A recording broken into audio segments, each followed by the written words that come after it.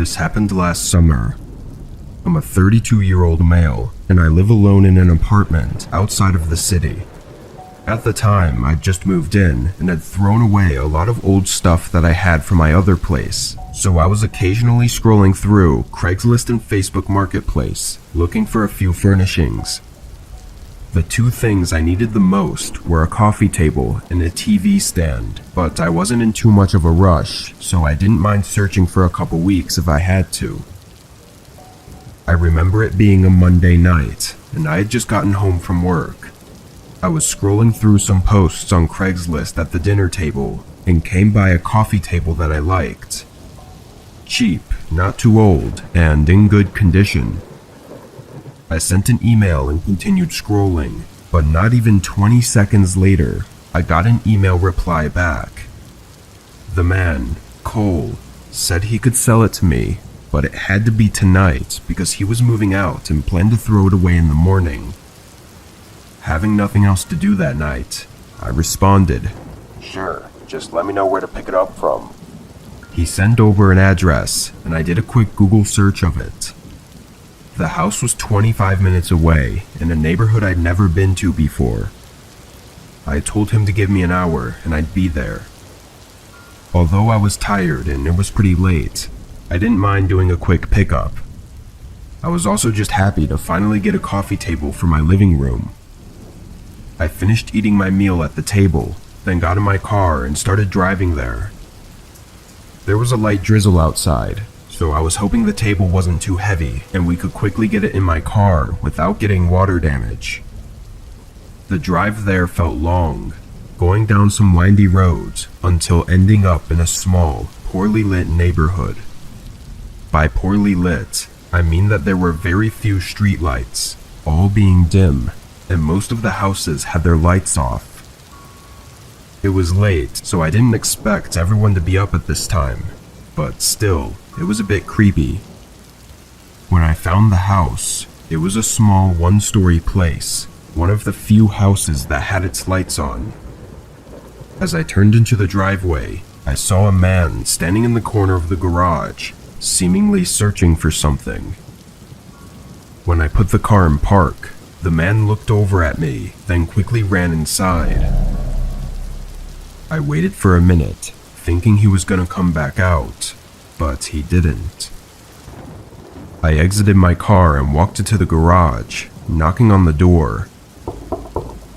Then I knocked again, but nobody was answering.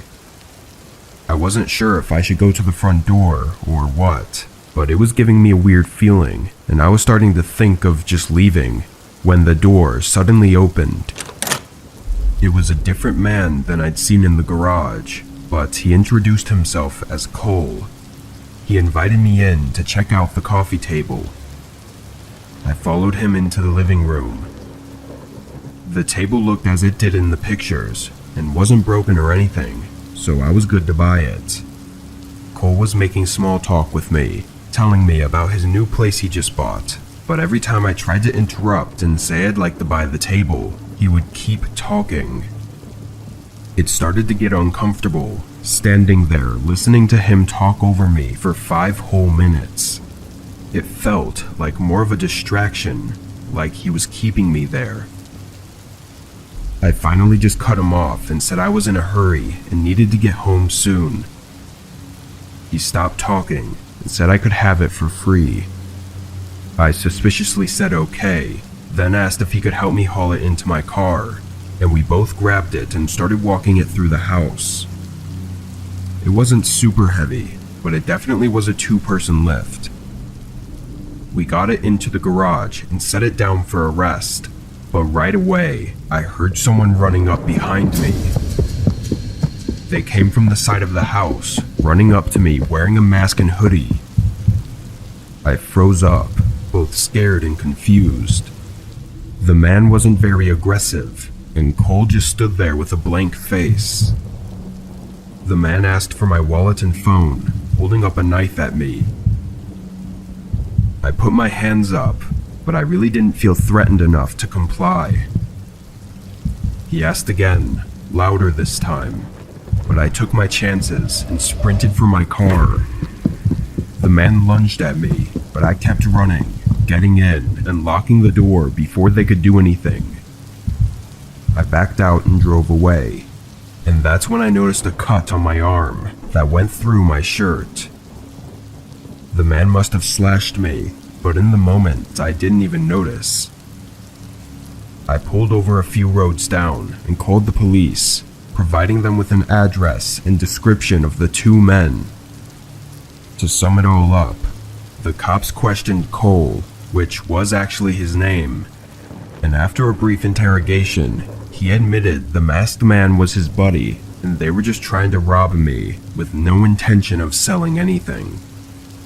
They were both young and it was their first time trying something like this, so I guess they were nervous and that's why it felt so strange. Lucky for me, the cut on my arm wasn't deep at all, not even needing stitches. When it came down to it, they were given a few charges, but nothing too serious. I'm glad I chose to run though, because I worry that if I had let them take advantage and rob me, then they would have had the confidence to continue doing it. After this though, I don't think they'll be trying that again.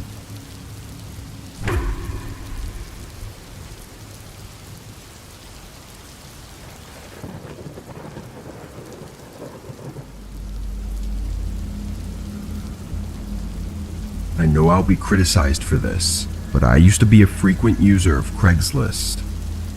In my defense, I always met in public places and made sure to talk on the phone and everything before going out and meeting them. For me, it was the easiest place to sell random items around the house or to buy things that would otherwise run my account into the negatives. For years, I had nothing happen at all. I'd met tons of random people and bought or sold more things than I can count. But after this, everything changed. I was searching around for a bicycle and came across a nice one for cheap. Maybe not that nice, but it just looked like a normal bike and was said to still work, which was fine for me.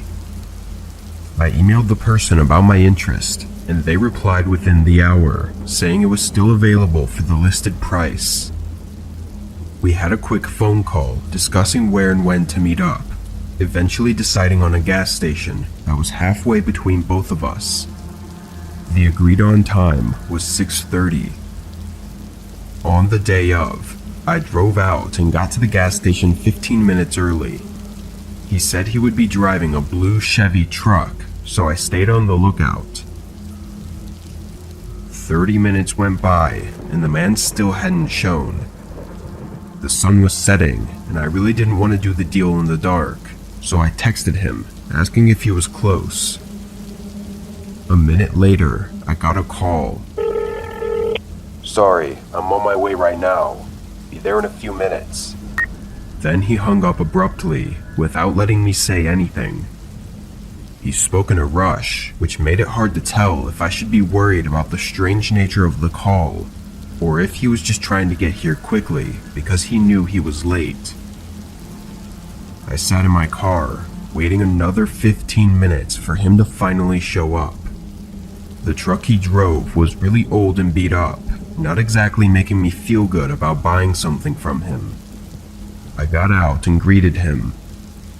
He was an average height man, wearing baggy clothes, looking around 20 to 30 years old, and for lack of a better word, looked dirty. He had gross hair, and his clothes looked like they'd never been washed. He walked around to his truck bed and opened it, pulling out the bike. Surprisingly, it was in perfect condition. It didn't look like anything fancy, but it was definitely well taken care of, unlike everything else with this man. I did a quick walk around and rode it for a minute, and it was all good. But then I put everything together in my head and instantly lost my excitement. This bike was almost definitely stolen. After seeing the man in his truck, there was just no way this could be his bike. For the bike being at least 5 to 6 years old, there wasn't a single scratch or speck of dirt on it. Once the thought came into my head, I knew I wouldn't feel comfortable buying it unless I was sure it wasn't stolen. I tried to be discreet about it and asked, "So, how long have you had it?" "Few years," he responded. That gave me nothing, so I asked why he wanted to sell it. Pretty common question, I think, but his response threw me off. "What's it matter? It works, right?" He looked at me with an impatient and rude face. Ironic how he was the impatient one after making me wait for him to show up. I said I no longer wanted it and told him to have a nice night, then went to open my car door. The man was quick to force my door shut before I could fully open it. "Nah, you're buying it. I didn't come out here for nothing." I knew this was a bad situation, but I saw a few cars and people right by us at the gas station, so I wasn't too worried. I expressed my concerns about where he got the bike from, and that I wasn't going to buy what wasn't his. He hesitated, then shoved me against my car and yelled at me to give him the money. He hit me again, and I was forced to pull out my wallet and give him all my cash. He jumped back in his truck and drove off, almost causing an accident on the way out of the gas station. I looked around at the 3 or 4 people who were just standing there watching. Not a single one of them helped me or even stayed to be a witness. Cops never found him, so I was out $100. Not to be that person, but I also kind of lost faith in humanity. No one cared to help me, but they all cared to watch me get beat up and robbed in public.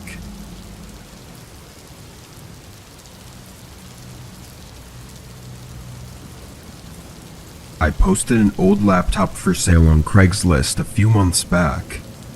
It worked just fine, but I had to buy a better one for work, and I really had no reason to have 2. I wasn't looking for much. I think I listed it for $80, which was a really good deal. After a few days passed with no responses, I mostly forgot about it, until I checked my emails again a week later and saw I'd gotten a message. They simply said they wanted to look at it and asked if it was still available. I replied, and later that day they got back to me. They said they could swing by tomorrow, and we agreed on 5 o'clock. Later that night, I realized I never got his name. The email address he was sending from was some personal email that looked more like a gamer tag, so it wasn't that helpful. I didn't think too much of it, assuming he just didn't realize what address he was using. On the following day, I reached out and sent him my address a few hours before 5. It was my day off, so I was going to be home all day. Around 4:30, I checked my emails again, but the guy still hadn't responded to my last message. Maybe he didn't feel like it needed to be responded to.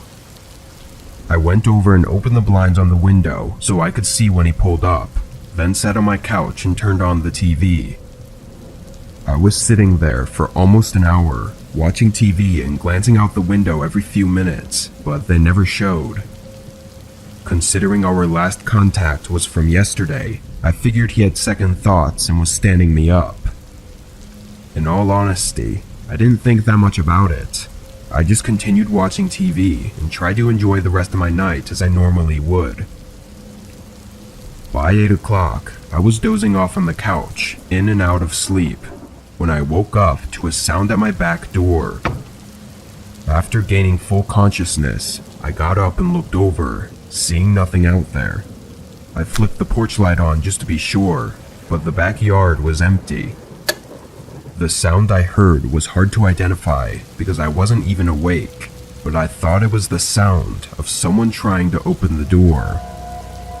I went around and made sure all the doors were locked, then checked the windows to see what I could see, until a knock came at the front door. I quietly walked up and looked out the peephole. There was a guy, late 30s maybe, on my porch. He was pacing back and forth and talking under his breath. Then he stopped and came back up to the door and knocked again. "Who is it?" I asked, keeping the door closed and still looking out the peephole. He stared at the door, then said he was trying to talk to the homeowner. The way he said it, with a stutter and slurred words, made it obvious he was on something or wasn't right in the head. I chose not to respond, and once the guy realized this, he called out again, saying he really needed to talk to me. He was pacing again, acting really unsettling. While keeping an eye on him, I took my phone out of my pocket and dialed 911. He knocked again while I was on the phone, but then he ran off the porch toward the garage. I immediately went to get my newer laptop and pulled up the live feed from my security camera that I had just above the garage. On the footage, his car was parked all the way up my driveway, probably just a few inches from touching my garage door, and the guy was using a crowbar to try and wedge the garage open. He looked insane, but it scared the shit out of me.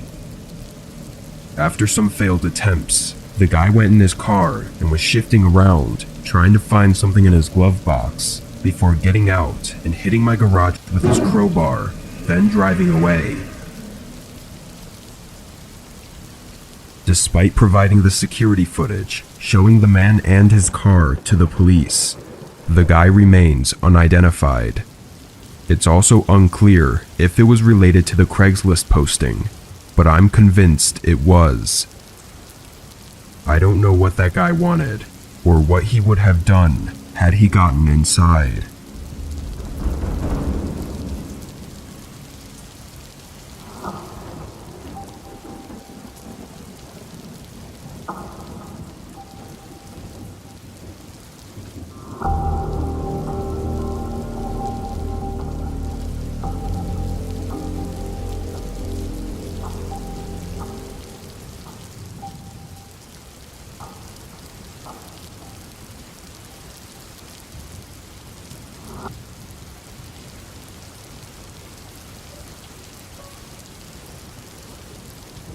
Way back in 2013, I was 22 years old and wanted to sell an old computer I had.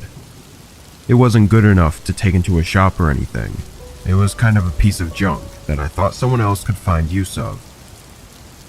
At the time, Craigslist was the only place I really knew of that you could post and sell things on, and honestly, I'd never heard any bad things happen from it. It seemed like an easy access site that people nearby could get discounts from. I trusted the area I lived in as well, so I really had no second thoughts when I listed the PC on the site. It only took a day before I received an email from someone willing to pay me that listed price, assuming it worked as I said it did. I assured him he could test it out when he picked it up, and we set to do the exchange the following morning. He said his name was Cameron, and that he'd send me an email when he was on his way over. On the next day, I got up early and waited until 11 a.m. when he was supposed to show up. I was expecting his email to say he was coming, but he never sent anything. At 11:15, with still no email or signs of him coming, I decided to just open up the blinds and watch TV while keeping an eye outside in case he did show up. There was nothing until about 11:45. From the corner of my eye, I saw a car slowly coming down the road and up to the front of my house. They stopped right on the curb, keeping the car running. Thinking it was them, I paused the TV and waited, but several minutes passed and the car didn't move or turn off. Then they suddenly just turned back onto the road and drove away. I got up and went to the window, looking at the road and just really not understanding what that was. I didn't know if it was Cameron or just some random person that coincidentally stopped there for some reason. I closed the blinds and sent an email to Cameron asking if he was coming. but there was never any response. After an hour, I was done waiting and just went on with my day, forgetting about the whole thing. I had lunch and eventually dinner, then got in bed early around 9 p.m. because I had to work the next day. I fell asleep quickly, but woke up sometime after. I looked at the clock. It was only 11. It had barely been 2 hours. I closed my eyes again and tried to get back to sleep, but a very faint thump forced my eyes open again. I stayed laying there quietly, waiting to hear another so I could figure out what it was. Only a moment later, it came again. It was from somewhere downstairs, but it wasn't something I'd heard before. I had no idea what it could be. Worried there may be a problem with the house, I got up and went into the hallway, then over to the stairs, hearing it several more times as I made my way downstairs. It also started to get louder, being much more than just a quiet thump.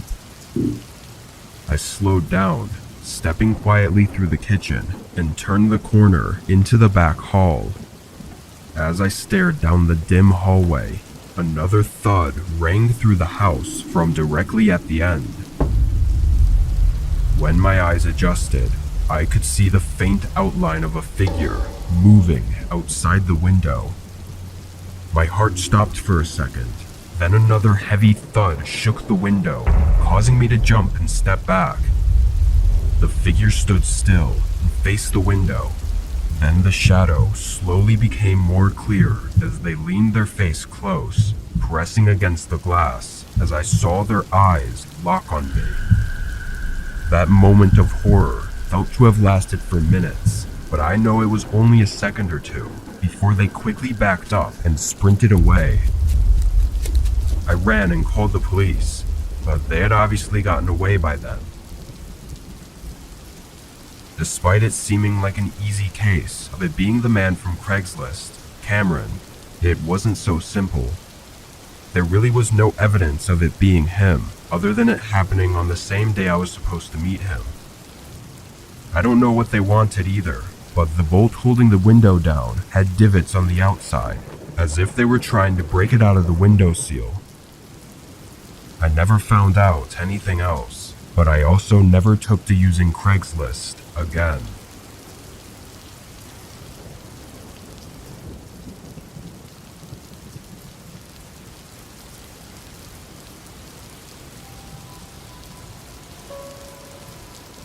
A couple years ago, I moved out of my dorm room and into an apartment. Of the few pieces of furniture that we had in the dorm, none of it was mine, so I was basically in need of everything. I had more money than I did before and was planning to save for a few more months before making a bunch of purchases on things for the apartment, but there were still a few things that I did need right away. One of these was a bed frame, but they were all really expensive, and after buying a new mattress, I was really not trying to drop a whole stack of cash on a frame. I pulled up a few used furniture sites, but landed on Craigslist as it had the most postings. A lot of them were really cheap, or even free, but they all looked horrible. Then I came across one that wasn't too bad. It was just a plain old wooden bed frame that didn't look too beat up. I sent a quick email asking if it was still available, then went on with my search. A minute later I got a reply. The man said it was still available for $35. That was a perfect deal for me, so I quickly accepted his offer and we set up a time to meet later that day at 6. While I waited, I unboxed some things and moved a bunch of stuff around in the bedroom to make some space for the frame. And then at 5:30, the man emailed me his address. It was 20 minutes away in an area that I hadn't been to yet, though I wasn't exactly familiar with anywhere too well since I just moved. I grabbed some cash and headed out. As I drove, I looked around frequently to try to get myself familiar with what was around, but about halfway there, everything sort of dropped off. The town I was in very quickly ended, and the area became a lot less populated with buildings and houses. It was not what I expected.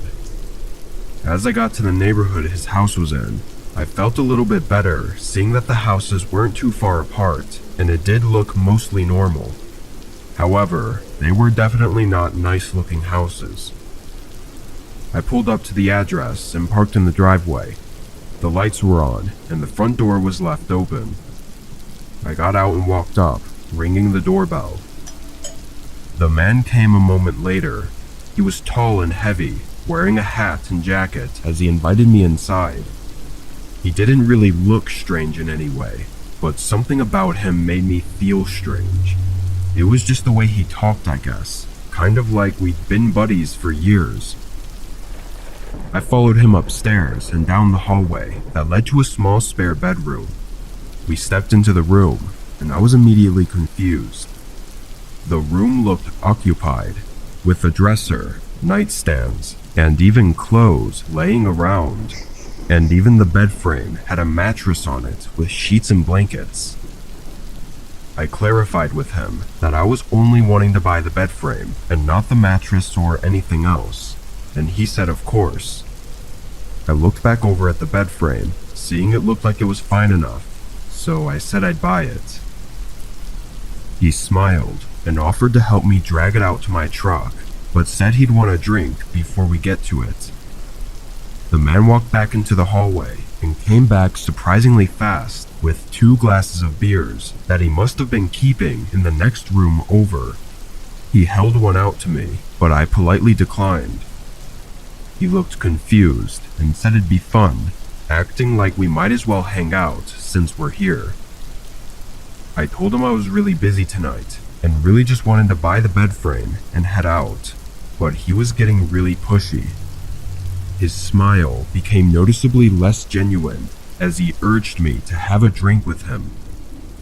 I quickly stepped past him and into the hallway, just to not be cornered in the small room, and I told him I was just gonna leave.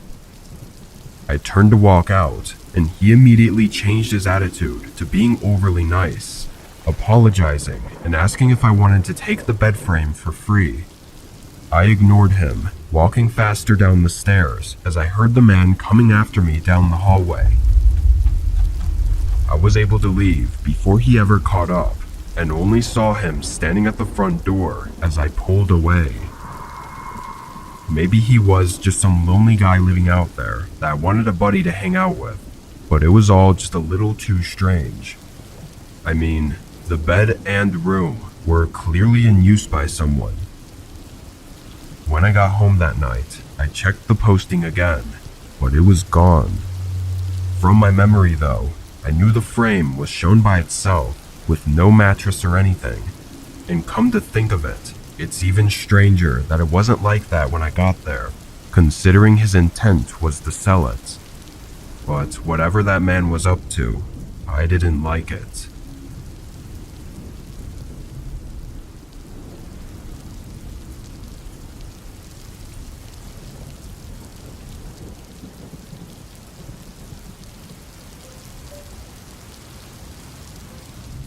I'm a 29-year-old female, and this happened to me just 3 years ago now. I didn't live anywhere near my family at the time, but one of my family members was having something serious go on, and I needed to be there for a few months at least. My options for living while there were either a hotel, which would be incredibly expensive, or rent a place from a private owner. Finding someone who will rent out for only a few months is not an easy task. Most people's absolute minimum is 6 months. I spent multiple full days looking online and basically had no luck until I got to Craigslist. I knew there was a renting section on the site, but I was trying to avoid it unless it was necessary. Fairly quickly though, I found a place not too far from where I needed to be. It was a very small house, which hopefully meant cheaper, and they didn't specify a minimum lease period. There was a phone number on the page, so I called it. An older sounding woman picked up. She talked very slow, but we had a conversation about the property and pricing, and she was kind enough to let me only do a 4-month lease. Fast forward to a few weeks later, I arrived at the property. Again, it was somewhat close to where I needed to be, but it was also very far out of the way from the main city and kind of tucked away in the woods. As previously discussed, the woman didn't meet me there, but instead left a key and some papers taped to the door. I went inside and took a look around. It was very old and kind of cramped. I did a bit of unpacking, then rested after the long drive, not doing much else other than watching TV. Around 7 though, there was a knock at the door. I got up and checked my phone, not seeing any text from the lady saying she was coming over. I walked up and looked out the peephole. There was a man standing a few feet away from the front of the porch. I opened it. "Hi, how can I help you?" He kept a serious face as he explained that he was here for the fireplace cleaning. I looked over at his van that was parked in the driveway behind my car, then back at him. "It's a little late, isn't it? Almost 7:30. He shrugged and said that's what it was scheduled for. I told him to wait a minute, closing the door and walking back to the living room. I texted the lady and tried calling as well, but couldn't get a hold of her. I then went over to the fireplace and it wasn't all that dirty. I didn't really know what to think because it wasn't my house. Maybe it was just a cleaning service that the lady had scheduled as part of prepping the house for me. This might sound odd, but fireplace cleaning was almost such a random service that I thought the man likely wasn't lying. Like, if he said he was a plumber or something generic, I probably would have been more skeptical. I went back, and when I opened the door, the man was now standing right on the porch, just a couple feet from me. It almost scared me, not expecting him to be so close all of a sudden. Before I could say anything, he said he was trying to get out on time tonight and needed to start now, then stepped closer and put his hand on the door, gently pushing it a bit more open. Now I was getting uncomfortable and rethinking everything. "Yeah, just give me one more minute and I'll let you in," I said, trying to close the door, but the man left his hand on it and kept it open. Knowing I couldn't close it if he wasn't going to let me, I had no choice anymore but to let him in. I walked him over to the fireplace as he followed me close behind. He went up and looked at it for only a second, and right as he turned around, I took my keys from the counter and ran out to my car. The man's heavy footsteps shook through the house as I got out and into my car. He ran up to the window just as I turned it on. With his van right behind me, I had to turn off the driveway and into the woods, dodging trees as I quickly made my way back to the pavement and eventually onto the road. I called the police while driving, too scared to stop. When officers arrived, he and his van were gone, having left the front door wide open. It plainly showed that he was not supposed to be there. Of what the police and I know, the man probably knew that this house was being rented out, and that whoever the new resident was, they wouldn't know if he was actually scheduled to clean the fireplace or not, so he might be let in. From there, it's anyone's guess as to what he planned on doing.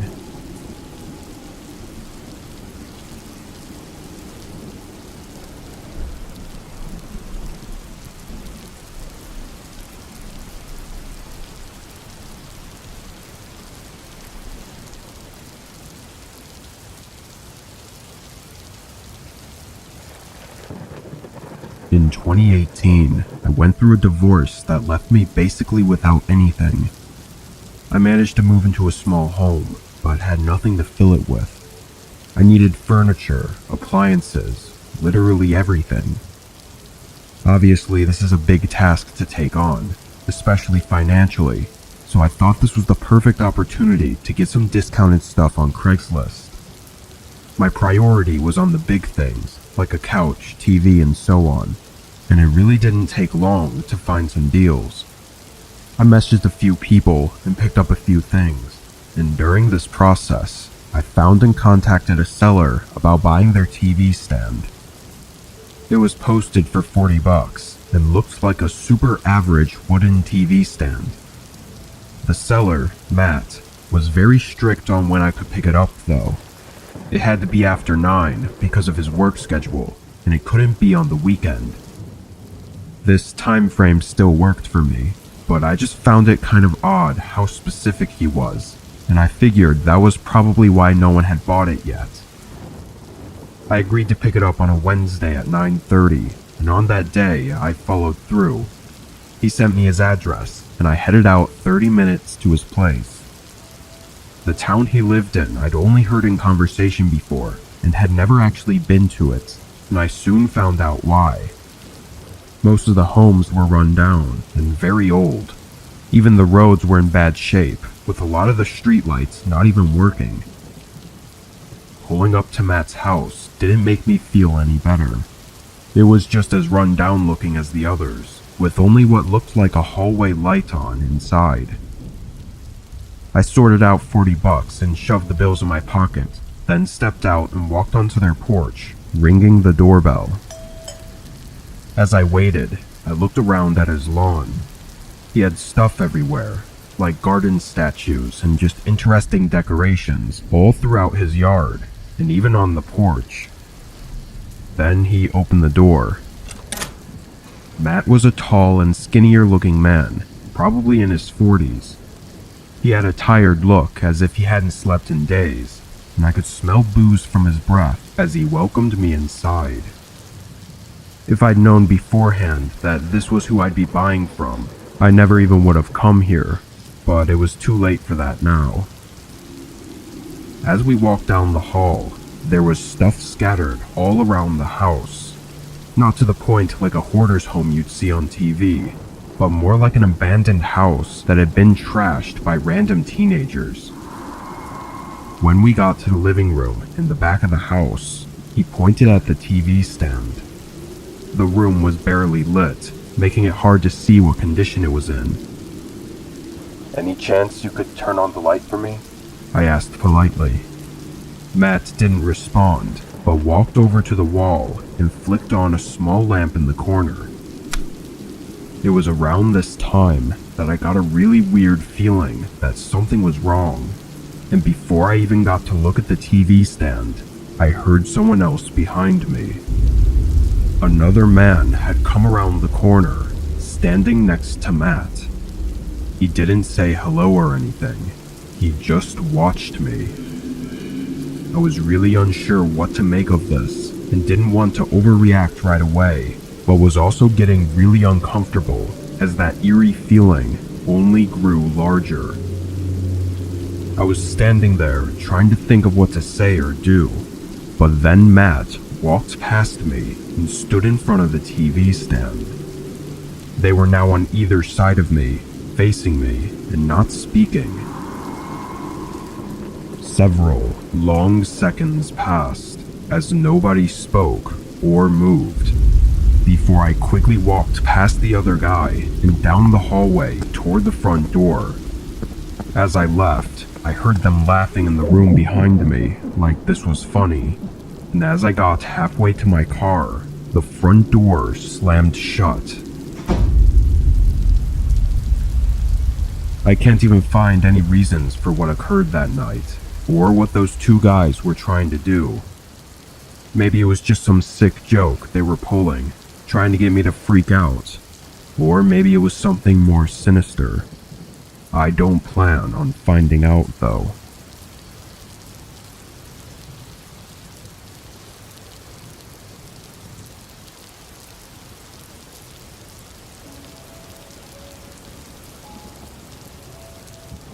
I was 23 and looking for a studio apartment to rent.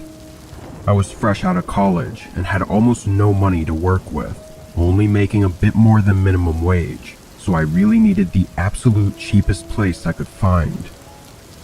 At first, I was looking for one bedroom and studios, But over the following weeks, it became apparent that that was just not in the budget. Reluctantly, I went on to Craigslist and looked at their section for housing. I knew this site had some bad reputation, but one of my friends had a good experience and vouched for it, so I gave it a go. The first day of looking on Craigslist, I didn't find anything, though I got a bit of hope seeing there were a lot of listings. They just weren't in my area or price range. I think it was on the third or fourth day that I reloaded the website and found a new listing that piqued my interest. It was for a place a few miles away.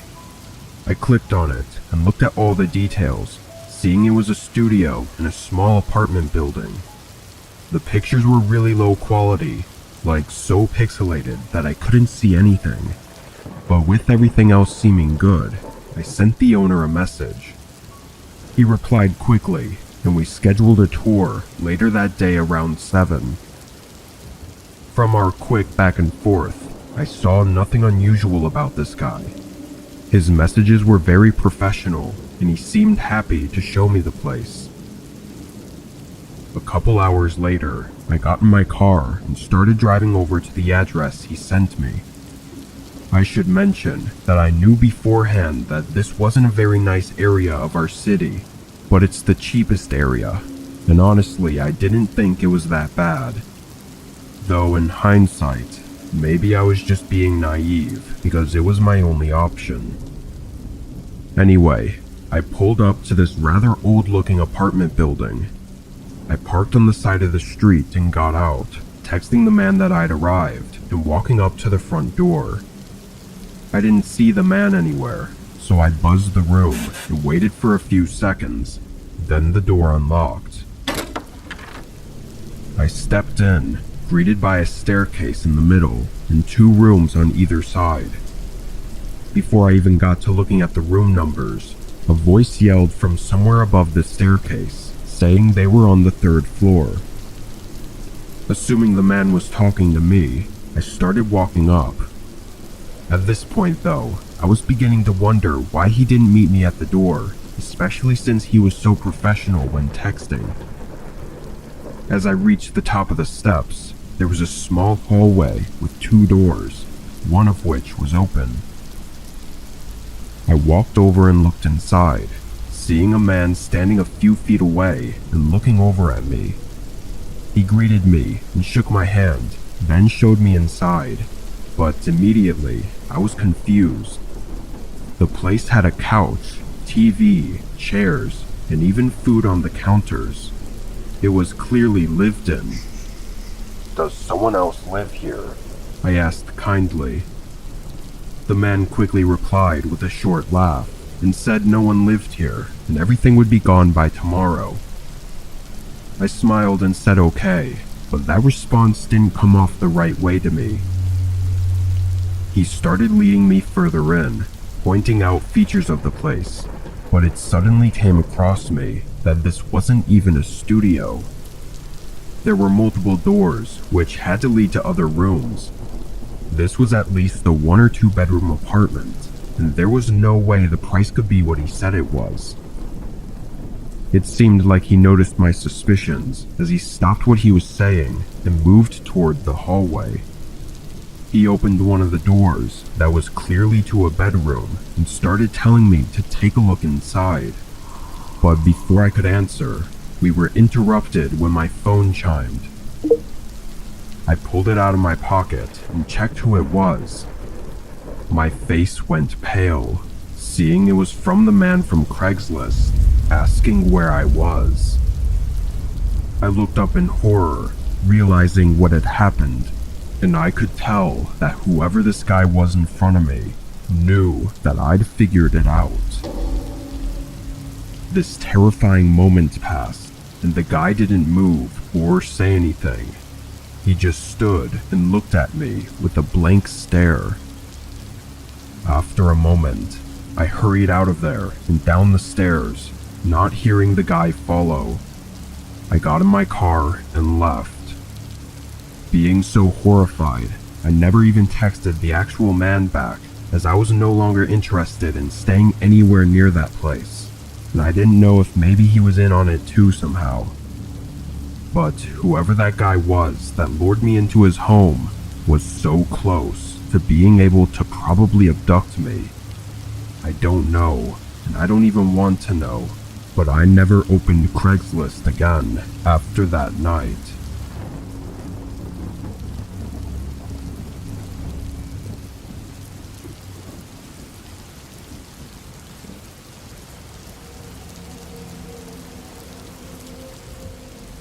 I was on Craigslist for the first time in probably 5 years. I'd forgotten about the site, never having any need or use for it, and never really hearing about it anymore. But due to my moving situation, I needed to get rid of a bunch of random things.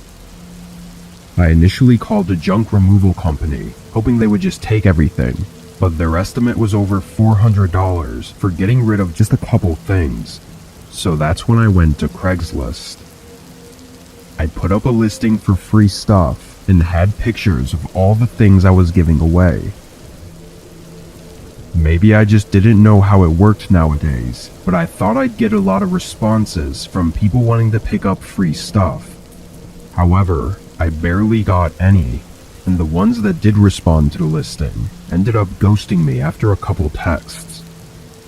Then, about a week after making the listing, a man who introduced himself as KJ reached out. He said he wanted to pick up my couch and was good to do so on any day. I really thought this was just going to be the same as all the other people that reached out, so I didn't put much effort into getting this man to actually come pick up the couch. I let him know that I worked between 9 and 5, so if he wanted to pick it up, he could just let me know. Again, I didn't think he'd actually come. But sure enough, in the morning before work, he sent me a text saying he'd like to swing by tonight. I told him that was great, and as I left work that night, I sent him my address. The drive home was only 20-ish minutes, but I'd hope he comes sooner rather than later, because I didn't want to waste my night waiting on them, even more so if they didn't end up showing. When I pulled into my driveway though, a car was parked on the curb right next to my house. Nobody was in it, and it was the only car parked on the whole street, so it seemed clear that they were at my house. Thinking it was KJ, I quickly got out and ran out to my front door, but he wasn't there. It was in the back of my mind that this could be just some crazy coincidence, and the car was for someone else's house, but I wasn't convinced. I got inside and sent a text to KJ, asking what his ETA was. Then I stood by the window and looked outside. After 10 or so minutes, I still hadn't gotten a response. I didn't see anyone outside either, so I calmed myself down and turned away from the window. I went to the kitchen, pouring myself a drink and just standing there, when a small thud sounded from upstairs. Unaware of what it was, I put my drink down and listened. There were a few seconds of silence. Then suddenly, heavy footsteps were running down the stairs. I was so caught off guard, I just stood where I was and stared down the hallway as a man appeared at the other end, running right to the front door. He swung it open and ran out, and when I made it to the front, he was already driving away in that car that was parked on the curb. I was still stunned, trying to process what happened because it was all so sudden and quick. Eventually, I got my phone out and called the police, then tried calling KJ, but he didn't pick up, which meant to me that it was definitely him who had broken in. When the police investigated, they found that KJ's phone wasn't registered to a name or address, so we were back to square one. Nothing ever did come of it, despite me trying multiple times to get the police back on the case. As far as I know, nothing was stolen, so maybe he didn't have enough time, or he was waiting for me.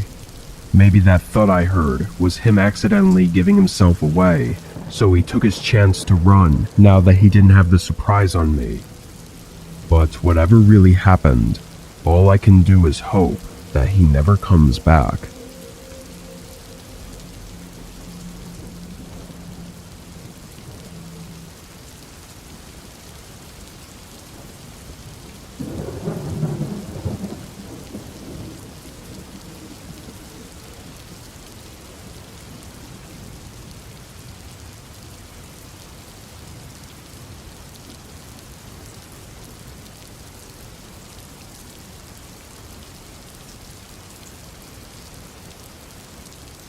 This happened 6 years ago. I was preparing to move into a house across the state and trying to get rid of anything that took up too much space. Craigslist was the only way I could think of to do this easily, as well as bring in a bit of extra cash to help me with the move. I posted about 10 separate listings of random things I was selling. Each item I was asking less than $20 for, just because I wanted them to go quickly. And for most of them, they did. I think only a couple were left by the end of the week, one of which was a workout bench with a set of weights. This was probably the last thing I wanted to haul into the moving truck and into the new place, so I really wanted it gone. I waited until just a few days before the moving date, before someone finally sent me an email. I opened it, and all they said was, "I can pick it up today." Nothing more. I sent a reply, asking what time they could come at. We ended up going back and forth over the course of an hour, but I'd be lying if I said I didn't find the interaction odd. He would only write a vague sentence or two per message, making it take forever to plan out the exchange. In most other situations, I would never give away my address, especially in such a weird conversation, but I was moving away in just a few days, so I didn't feel it mattered too much. I sat on my phone in the kitchen for a while, just waiting for the guy to arrive. 30 minutes went by with no call or text, until I heard a car pull up outside, then footsteps coming up to the front door. I waited for the doorbell or a knock, but nothing came, so I went up and opened the door. He looked startled, like he wasn't expecting it, but he also wasn't doing anything. From the small glimpse I got while opening the door, it looked like he was just standing there, staring forward with his hands in his pockets. "You're here for the workout stuff?" I asked. He nodded, and I invited him inside and showed him to where the bench and weights were, then let him check out the stuff for himself. Except he didn't. He stood there and looked at it, but didn't do much else. I already knew after the emails that this guy was going to be quiet and probably shy or something, but something else was definitely off about this guy. We stood next to each other as I waited for him to say something or check out the bench. It was a really awkward minute, but then there was a knock at the front door. The guy's head whipped around and he looked at me with wide eyes, like he was gauging my reaction. Although my gut was telling me this was something horrible, I tried to play it cool. I started walking to the front door, and the guy followed close behind me. Right before I got to the hallway, he stopped me by grabbing my arm. I immediately pulled away and asked him what was going on, but he kept that same blank face and didn't say anything. There was another knock, and this time, the man instantly ran down the hallway and swung the door open, giving me enough time to turn around and run out the back door. I looked back and saw 3 more men entering my house. Luckily, they didn't chase me, and I was able to get to a neighbor's yard where I hid and called the police. While I waited, I saw movement in the windows of my house. It was unnerving to see that, especially knowing I could have been in there if I hadn't gotten out the back door. A whole 5 minutes passed before the movement stopped, and a couple minutes after that, the police showed up. To keep this from dragging on, the police didn't get much evidence from inside my house. The best they had was my description of the one man who I let in. The 4 intruders couldn't take much, at least, considering my house was mostly empty at this point in the moving process. What they would have done to me had I opened the door or stayed inside the house is unknown. I think it's unlikely that I would have gone unharmed, though. I've never opened Craigslist even once since then, and I encourage everyone else to do the same.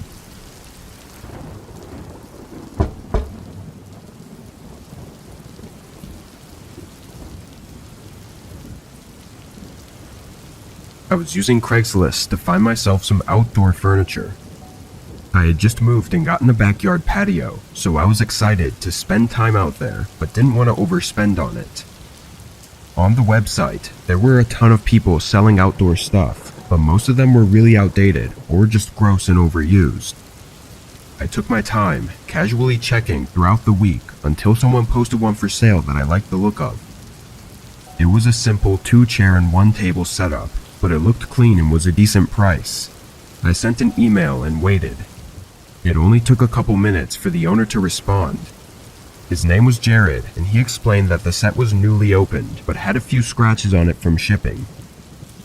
After a quick back and forth, we agreed to meet the next day around 6 at his house. So come the next day, I drove over there. When I pulled up to the side of his house, the first thing I noticed was that all the lights were off inside.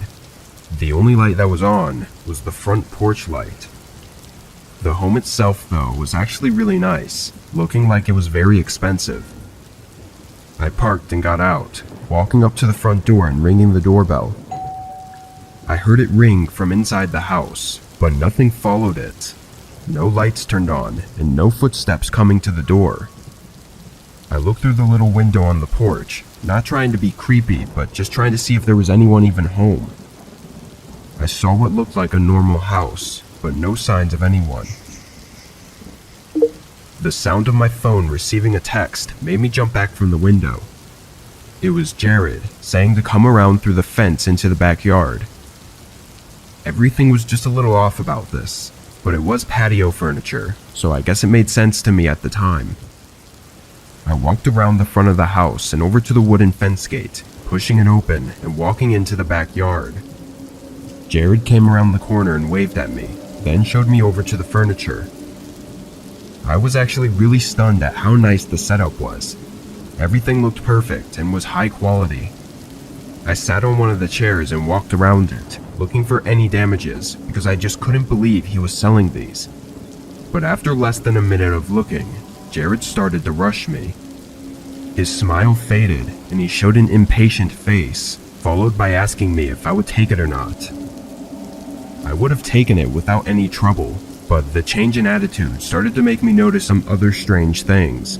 The most notable being that the set was perfectly placed, having other decorations around it and everything, as if it was meant to be there. Even the table had coasters on it for drinks. It just didn't look like it was even for sale.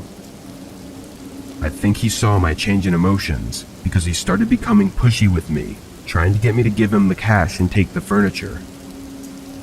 Now uncomfortable with the situation, I took a step back and said I would think about it and text him my decision tomorrow.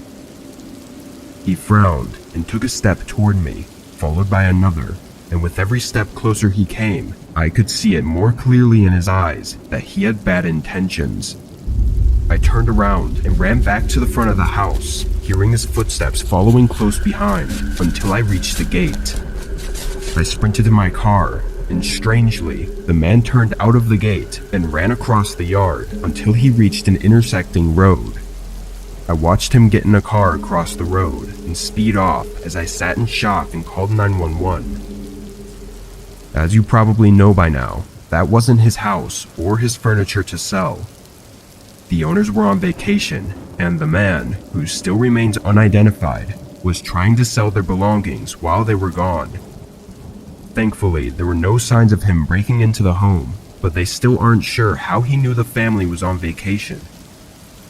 All I can say is that I'm glad I made it out when I did, because I don't think I would have gotten away unharmed if I had tried to leave even just a moment later.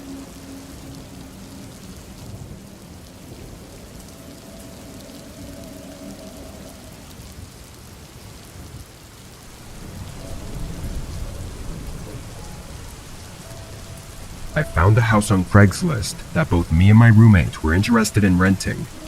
We didn't have a huge pool of money at the time, so taking up low rent offers on Craigslist was just about the best we could do right out of college. we sent in a quick request to tour the place and included both of our phone numbers as well. A few hours later, I got a call from the owner, Kim, who said he could have us tour the place tomorrow, but had other tours scheduled for the rest of the week. My roommate worked that day, but knowing he had other people lined up meant we had to see the place soon or risk losing it. So we both agreed that I would go see the house and just take pictures of it for my roommate to look at when he got off work. This wasn't ideal, but it was the best we could think of. When I got to the house on the following day, I was kind of disappointed at first glance.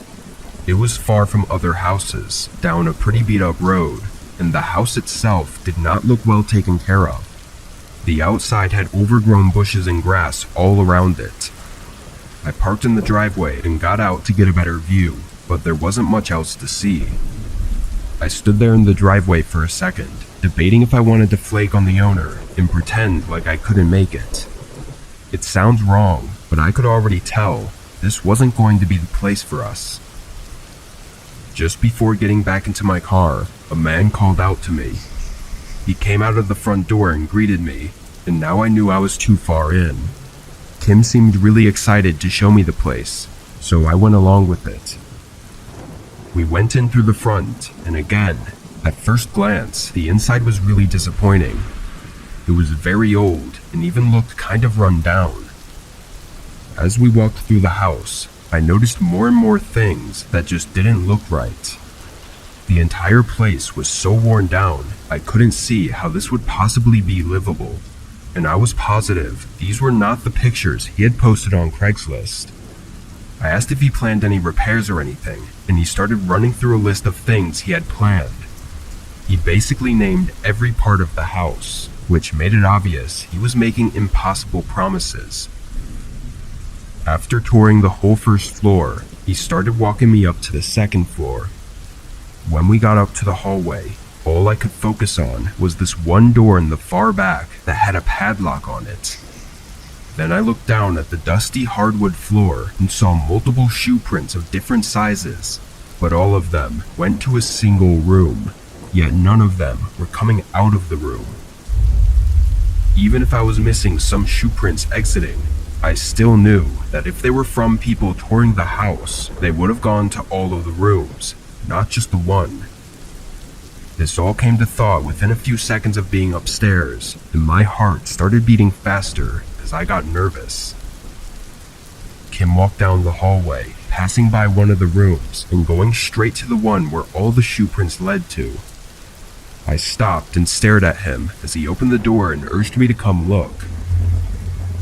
He looked at me for a second, but then recognized my nervous face and said for me to come over, this time like he was demanding it. My adrenaline started pumping, getting me to break from the shock and run back down the stairs straight to my car. I pulled out and drove off as the man came chasing me down the driveway. I called 911 as soon as possible, but when they got there, the house was empty. Nobody was inside. However, the room with all the shoe prints leading to it had signs of recent activity, showing that there were at least 2 separate people being in there. And the room with the padlock had a ton of garbage, like food wrappers and old blankets. The house was abandoned 8 years ago, and these people seem to have been living there for a while. I don't know what their plan was to do to me, but it was most likely a setup for an ambush. What scares me is that they weren't trying to sell me anything that day, so there wouldn't be reason to believe I had a bunch of cash on me, and that makes me question what ambushing me would have been for.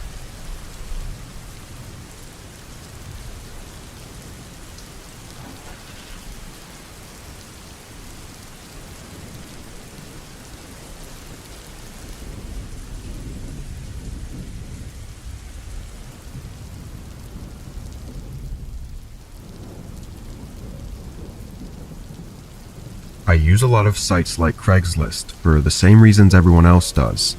You can find expensive things for really discounted prices, or even just cheap things for even cheaper. I don't have a ton of money, and using these sites are sometimes essential when it comes to getting things like furniture that's usually really expensive to buy anywhere else. This happened when I was looking around for a dining room table. Ours was really old, and my whole family used it as a place to eat and as a workspace, so it's been through a lot over the years. I went around on Facebook Marketplace and OfferUp, but neither had anything good.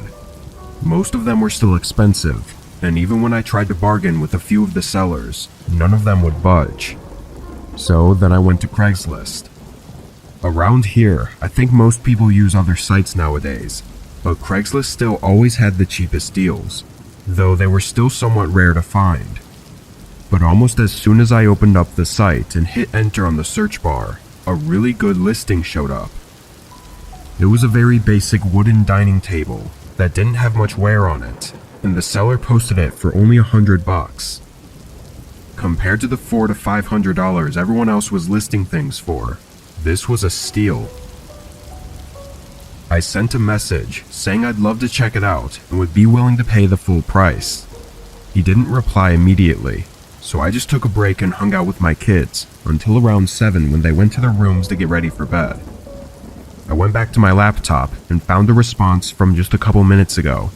It was a very quick few sentences, saying he was sorry but the table was going to be thrown out tomorrow morning.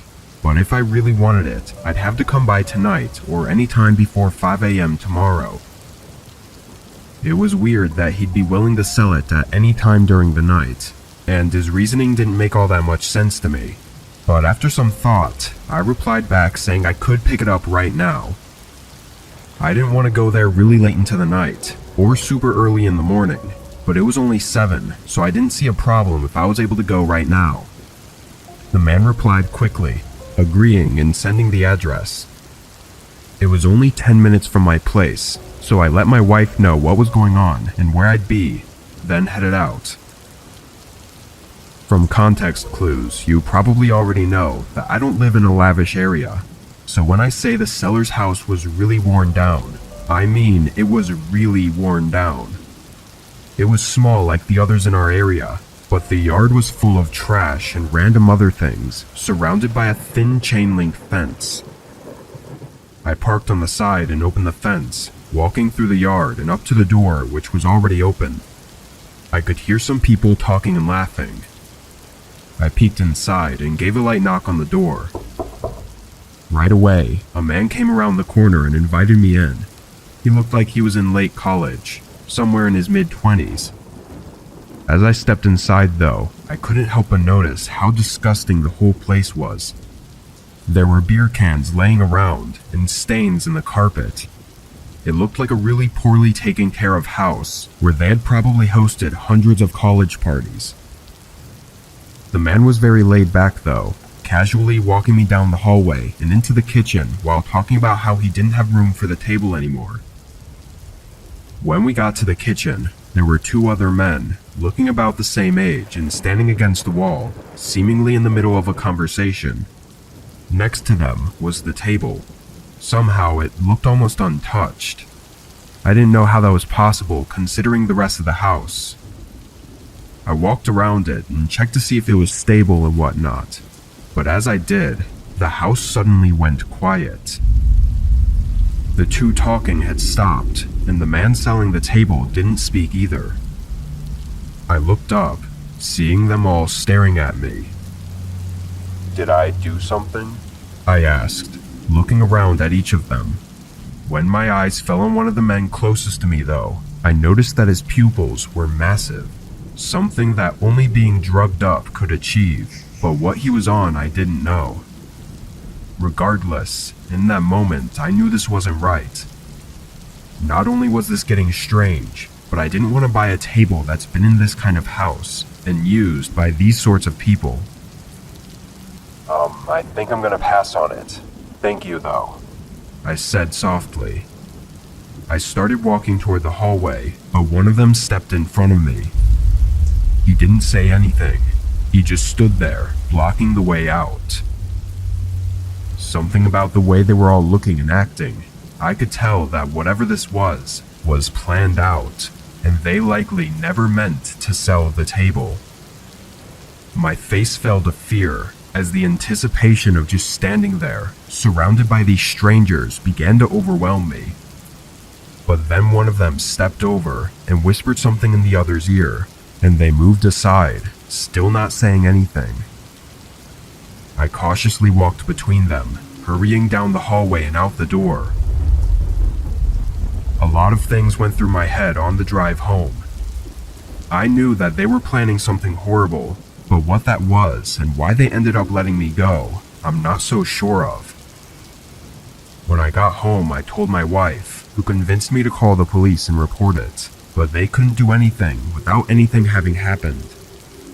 So whatever those men were planning, I'll probably never know. I just hope someone else doesn't have to find out.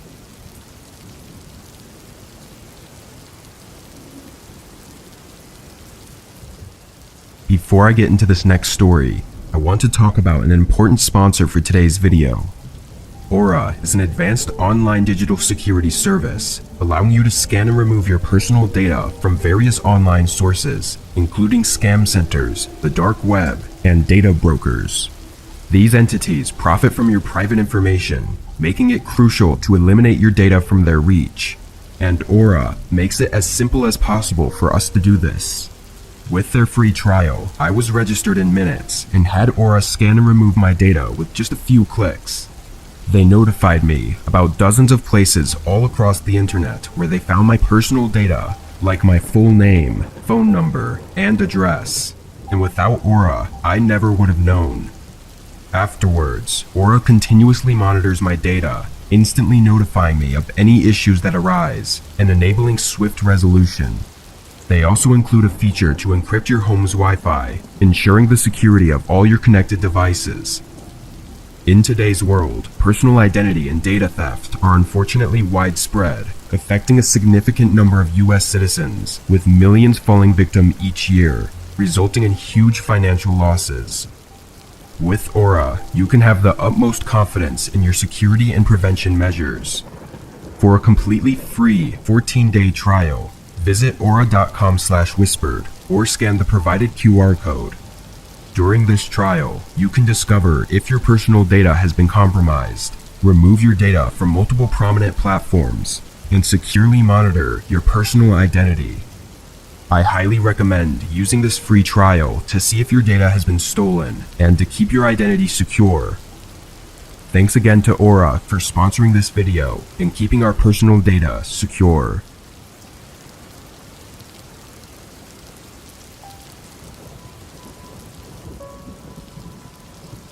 I was selling some of my shoes on Craigslist a year ago, just to pocket some extra cash.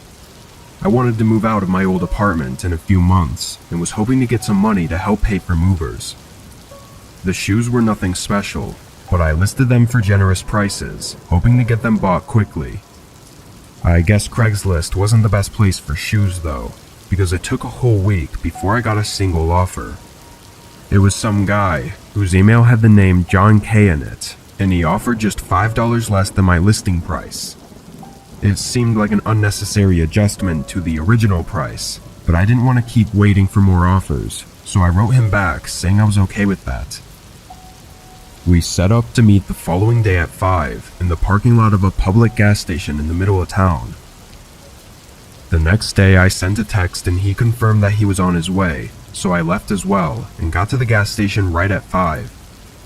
They weren't there yet, but there was a lot of traffic on the roads, so I figured he'd be late. I sat in my car patiently, and over the course of 30 minutes, the roads cleared up and the sun started coming down, and then John finally pulled in.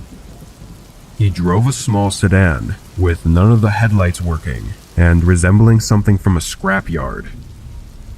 He parked next to me and got out. John looked like he was in his 30s and was a pretty large guy, wearing ripped up clothes and having long, unkempt hair. He didn't say much, so I brought out the shoes and let him look at them. As he held them though and didn't say anything, he kept looking back at the gas station. I don't know what he was looking at, but after he checked over his shoulder multiple times, I glanced over as well. The gas station was empty aside from one guy putting gas in his car. but otherwise, I didn't know what he could be looking at. John was taking his time though, pointlessly looking over everything multiple times, as if they were some really rare shoes that he was gonna drop hundreds on. But these were just some regular sneakers, nothing fancy or rare. Then John looked over his shoulder one more time, just as the car by the pump started to drive away, and all of a sudden, his whole demeanor changed. He stopped looking at the shoes and looked at me. What else do you have? I looked at him confused. Those are the only shoes I brought. I didn't know you were interested in others. His eyes went cold as he stepped past me and put his hand on my car door, trying to open it. It was locked, and John immediately looked at me and told me to unlock it. His voice was deep and strict, like it was a threat if I didn't. I kind of just stared at him and tried to wrap my head around this, thinking of what the best course of action would be. But in the moment, there's just no time to really think through options. I unlocked the door, knowing at most all he could take was a couple random bills I had in the front. But then he said something that I was not expecting at all. Get in. He opened the passenger door and told me again. I stood there, even more taken aback, but now starting to get way more worried about where this was going. I looked behind me, hoping someone else was here, but the gas station was empty. No people or cars anywhere in sight. John grabbed my arm and pulled me over to the door, taking the keys from me and aggressively shoving me into the car while throwing a few punches, landing on the right side of my face. I immediately tried to get up, but John slammed the door against my head, making my vision go blurry and everything just sort of fading in and out. I heard him start walking around the car as if he was going to the driver's side, but then he suddenly turned around and sprinted back to his truck. I was still out of it and barely remember anything else, but I guess someone pulled in at the perfect time and confronted John, scaring him away. If they hadn't have helped me, and John was able to get in and presumably drive away, I don't know what would have happened. Assuming his car was either stolen or untraceable to his name, then stealing my car and abducting me would have left no trace of our interaction, giving him days, if not weeks, to do whatever it was he planned, before anyone would even come looking.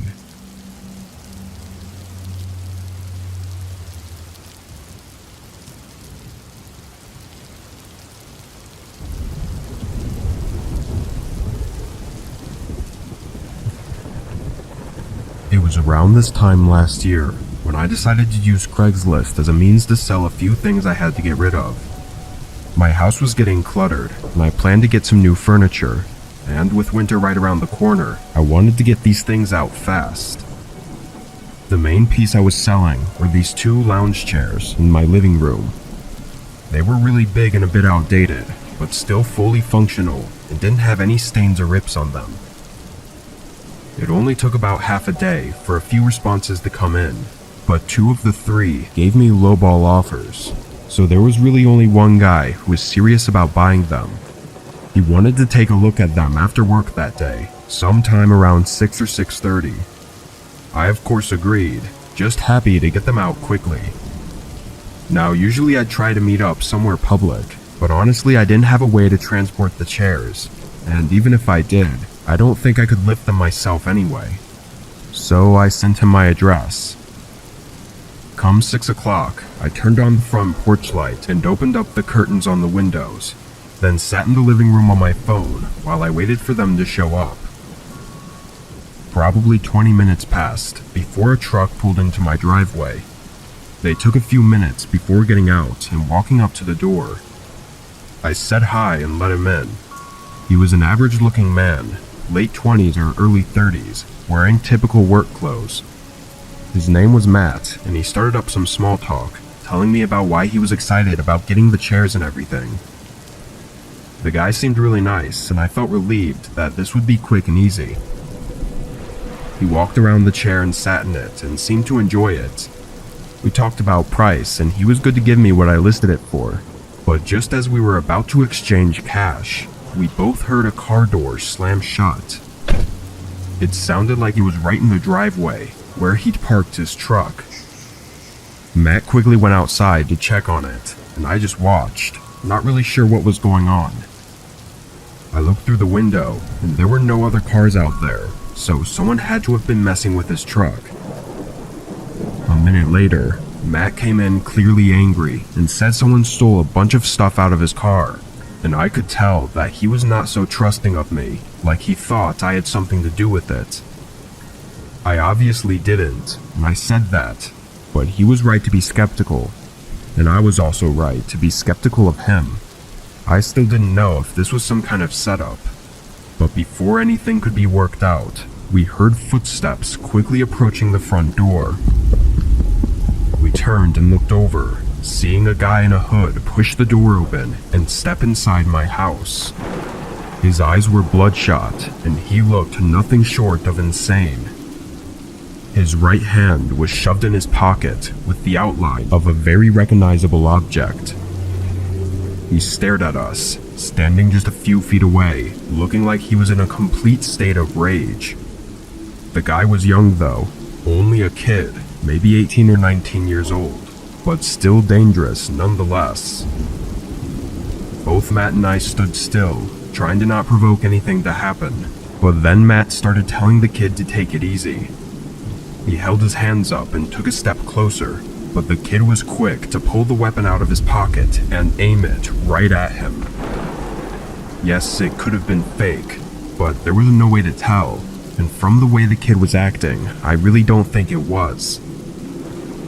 He yelled at Matt to walk out the door, and now in shock, he did as he said. The kid then followed him out of the house and held him at gunpoint the whole way to the truck, where he had Matt get in the driver's seat, and then the kid got in the back. I watched in terror as he pulled out and drove away, obviously outside of Matt's will. As soon as they were gone, I called 911, then ran to my car and tried to follow them while describing what was going on to the operator. But they were gone. I couldn't find any sign of them. Police ran an investigation, using the information I had to quickly identify who Matt was and his truck's license plate. Over the next couple days, I was just waiting for a call, but that call never came. Both Matt and his truck still have never turned up. I feel guilty, like I should have done more, but everything was so risky, and I likely could have lost my life as well. And even in those final moments of the interaction, I didn't know for sure if Matt was in on it as some sort of elaborate plan. I don't know what that kid wanted, or why any of it happened. It's been almost a full year though, and I don't think it's likely that anything more will be known.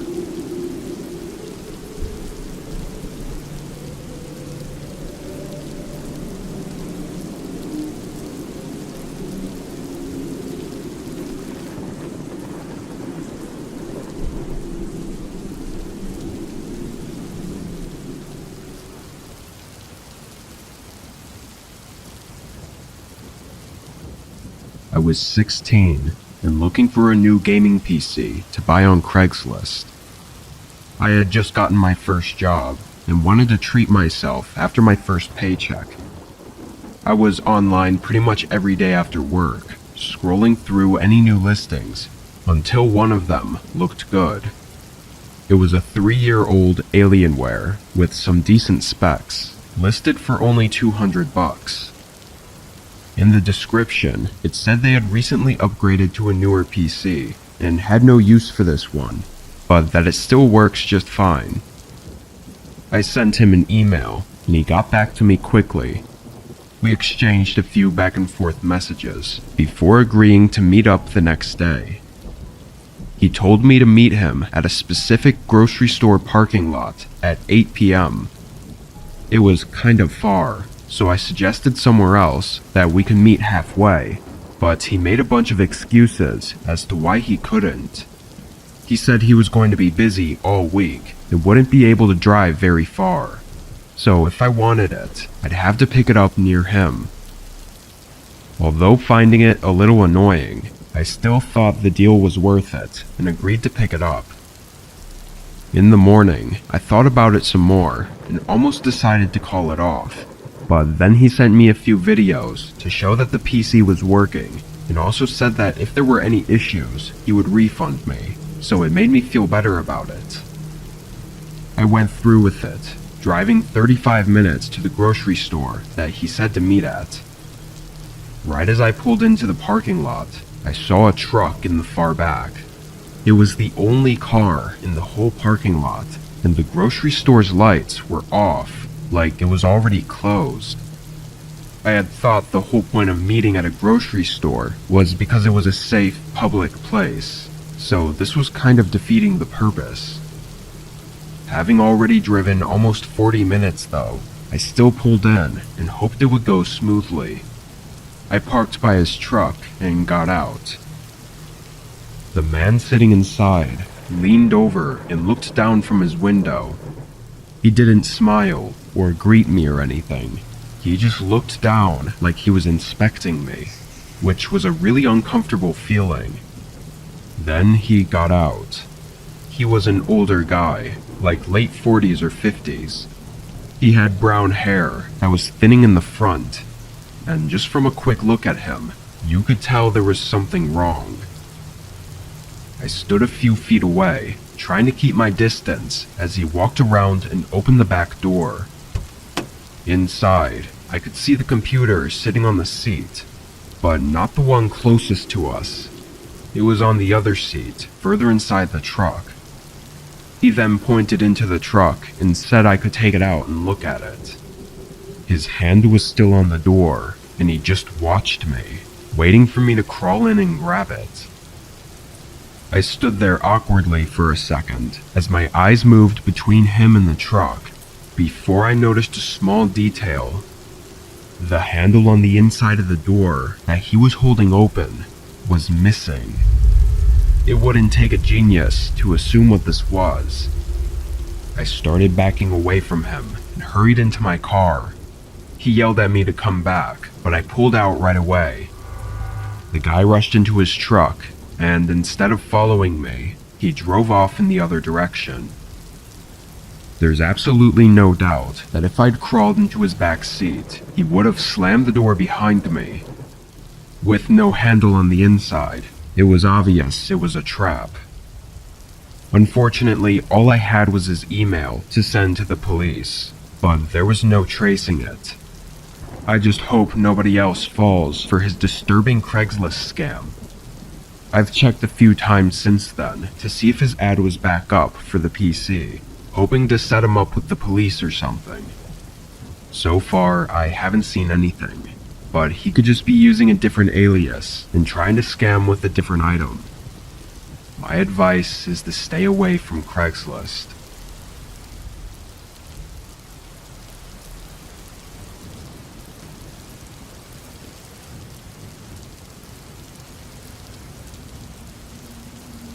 I was using Craigslist to find a condo or room in a house to live in for a few months. Most normal apartments only have 1-year leasing terms, but Craigslist was full of private owners renting out their places or rooms. Usually they were cheaper, and the owners were more willing to negotiate on the length of the lease. I had about a month to search, and I found and viewed a few places, but they all backed out last minute. Then I found another one, looking about the same as all the others. It was a room for rent in a home 20 minutes from me. The person listing it was a 22-year-old young guy. After reaching out, we texted back and forth for a few days before booking a time for me to view the room. When I drove out there and got to the street his address was on, I definitely felt a little less excited. The houses looked like they were barely standing, or just not taken care of at all. Lots of yards were overgrown, and even had junk in their front lawns. I guess this is what you get when you can't afford anything better though. I hoped maybe the one I was viewing would be a little more taken care of, but when I parked in the driveway of the home, it looked like all the rest. I still figured I'd give it a shot while I was here, so I got out and pressed the doorbell. It didn't work, so I knocked. Immediately, heavy footsteps came up to the other side of the door. There was a really uncomfortable pause, like maybe a whole 15 seconds. Then he opened it just a crack. I could only see half of his face as he asked me my name. I nervously smiled and answered. Then he opened it all the way and welcomed me inside. He was tall and somewhat thin, with shoulder-length hair and some tattoos showing on his neck. But it was obvious that he was not in his 20s. He was at least mid-30s, maybe even older. I was already standing inside the house at this point though, and he was leading me through the hallway. The man was actually moving really fast, like he was trying to show me everything in a hurry and talking non-stop, which made it hard for me to think too long about anything or realize how odd the situation was. The kitchen was very old and beat up. Some of the cabinets were partially open and loosely hanging on their hinges. He only spent a few seconds in there before moving into the next hallway that had 2 doors in it. He went up to the first and turned to face me. "This one will be your room," he said, opening the door and gesturing to me to have a look. This was when I finally had a moment to catch my breath and think about this. I figured it was probably best just to continue through with the tour since I was already in the home and then obviously never come back. But as I stood there, having only hesitated for maybe 3 or 4 seconds though, the man suddenly got angry. Like his face and whole demeanor instantly changed. He didn't say another word, but started walking toward me. I quickly backed away, to which he matched my pace and started moving quicker in my direction. I turned and sprinted down the hallway. As I left the house, I heard him stop at the front door and slam it shut behind me. I felt so stupid for having even entered the home, after already realizing that things were not adding up. I know technically nothing happened, but everything was pointing to an awful outcome. After that, I was too terrified to even try Craigslist again.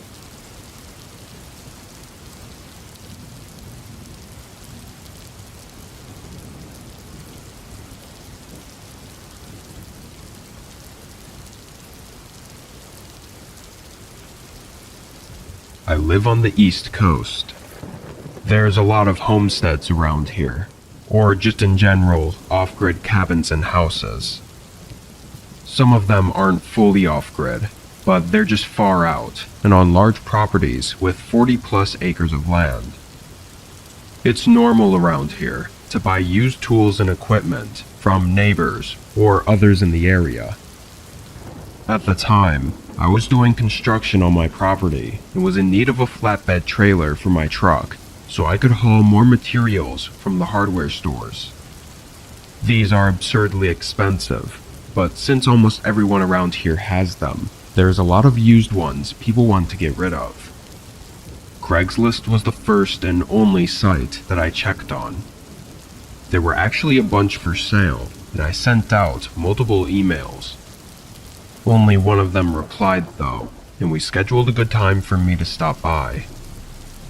All I really knew going into it was that his name was Devin, and that he had what I needed. Again, this was a super common thing around here that I'd done a million times before, so I had no worries going into it. I drove about an hour from my place through mostly national forest roads until I made it to his driveway. It was like most around here, just a thin gravel road into the woods. I drove through and up to his house. It was a very small and really old-looking wooden cabin with a clearing in the trees leading up to it. The thing that I first noticed, though, was that there was no flatbed trailer on the property. I mean, it's a huge thing. It couldn't just be hiding behind a tree or something, so I expected to see it right when I pulled in. The only thing I could think of was that there must be a garage or a shed in the back that he kept it in. Anyway, I parked in the grass and got out. I stood there for a few seconds to see if he'd come out and meet me, but he didn't. So I walked up to the porch and knocked on the door.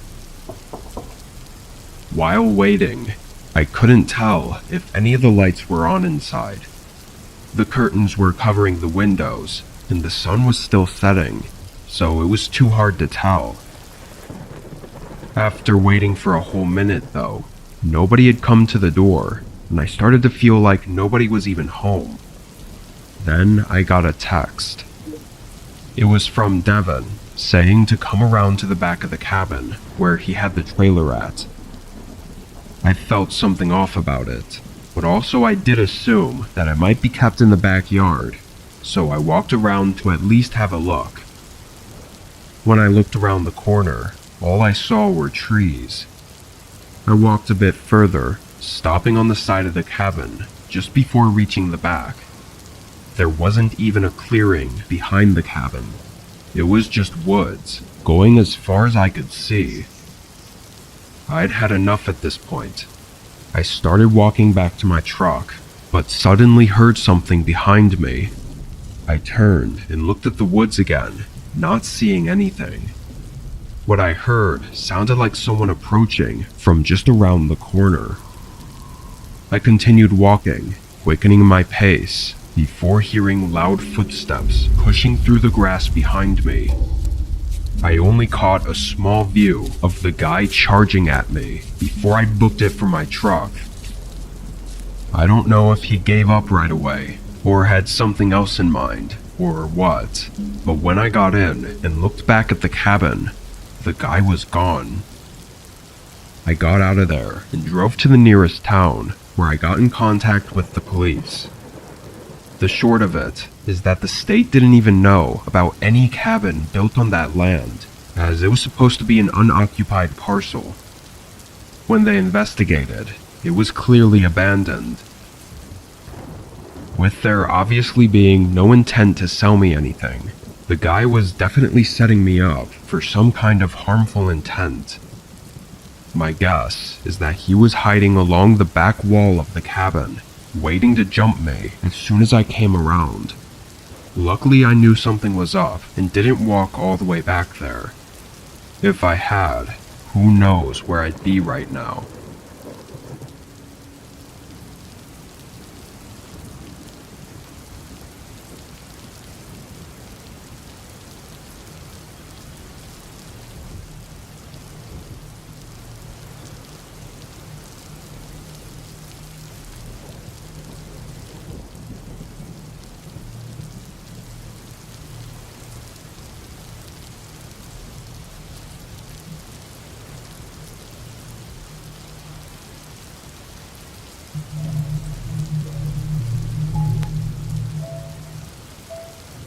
Craigslist is almost never the first place I go when I need to buy something, but sometimes you can get good deals on things that would otherwise be really expensive.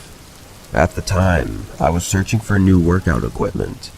Weights and machines are really expensive to buy new, so Craigslist was the perfect way to find used ones for cheap. Anyways, I scrolled through the site for a few days before eventually finding a posting that looked really good. It was a set of weights for a pretty good deal and was posted only a few hours ago. The poster's name was Mary, so I sent her an email and told her I was very interested in her weight set and would like to pick them up as soon as possible. Mary replied just a few minutes later, saying that she was available tonight when she got home from work at 7. It was a little bit late, but it wasn't too big of a deal for me since I wanted them as soon as possible. I agreed, and she responded with her address. Of course, I looked it up to see where it was and what the house looked like. It was 20 minutes away in a small neighborhood that I was actually familiar with, as one of my old friends used to live nearby. The house was regular sized and didn't have any real defining features other than the fact that it looked pretty old, but nothing looked too strange or gave me bad vibes, so that night I drove down there. The place was at the end of the road in a cul-de-sac, so I parked on the side of the house by their mailbox and made my way up to the front door, which was already opened. I didn't want to just walk into the house, so I knocked on the open door a few times to get their attention. A moment later, a man comes down from the hall. Hi, I was supposed to meet with Mary to look at some workout stuff she had posted on Craigslist. The man's face lit up, and he said to come on in. He told me that Mary would be down in a few minutes, as she was changing out of her work clothes. This definitely made me cautious, but he sounded genuine and believable, so I followed him into his living room where there was a set of weights on the ground. However, aside from the weights, there was nothing else in the room. No furniture or decorations at all. I think the man saw me looking around, as he quickly said that they were in the process of moving out, and that's why they were trying to sell the weights. Still skeptical, I looked at them for a second, but immediately noticed that a few plates were missing. I asked him if this was everything, as I thought I saw more in the pictures. He smiled again, telling me that Mary might know where the other ones are, but then he just stood there looking at me. I got really uncomfortable and asked him if he could go check on Mary to let her know I was here. He waited for a moment and then he agreed and walked up the stairs. I was obviously beginning to worry that Mary might not even be a real person at this point, so I listened intently to make sure he was talking to someone. After a few seconds of silence, I went over to the bottom of the stairs and looked up towards the top. The man was standing there at the top, just staring at the wall, probably waiting up there to make it seem like he actually went to ask someone. I fell into a panic, knowing now that this was all a lie and I was likely in the middle of something horrible. I started to quickly walk towards the front door, trying not to alert the man, but as soon as I turned around, I heard heavy footsteps rushing down the stairs. He called out for me to wait as I ran straight out the front door and into my car. Strangely, as I drove away, the guy ran out the front door and around the side of the house. I pulled over after driving out of the neighborhood and called the police to let them know what happened, in hopes that they could figure out what was going on. I didn't really know what the man's plan was, but I was confident enough that he was up to something. The officers later came by my house and I gave them more information. They told me that the house I met him at had nobody living there for over a year, which made chills run through my body. Of course, though, I couldn't really give them much helpful information other than a description of what the man looked like. And other than that, all they had to go off of was the weights that he'd put in the empty house that may have fingerprints on them. It worries me that he might still be out there trying to lure people into abandoned homes, but I'm also glad that I was able to make it out of there before he did whatever it was that he planned on doing.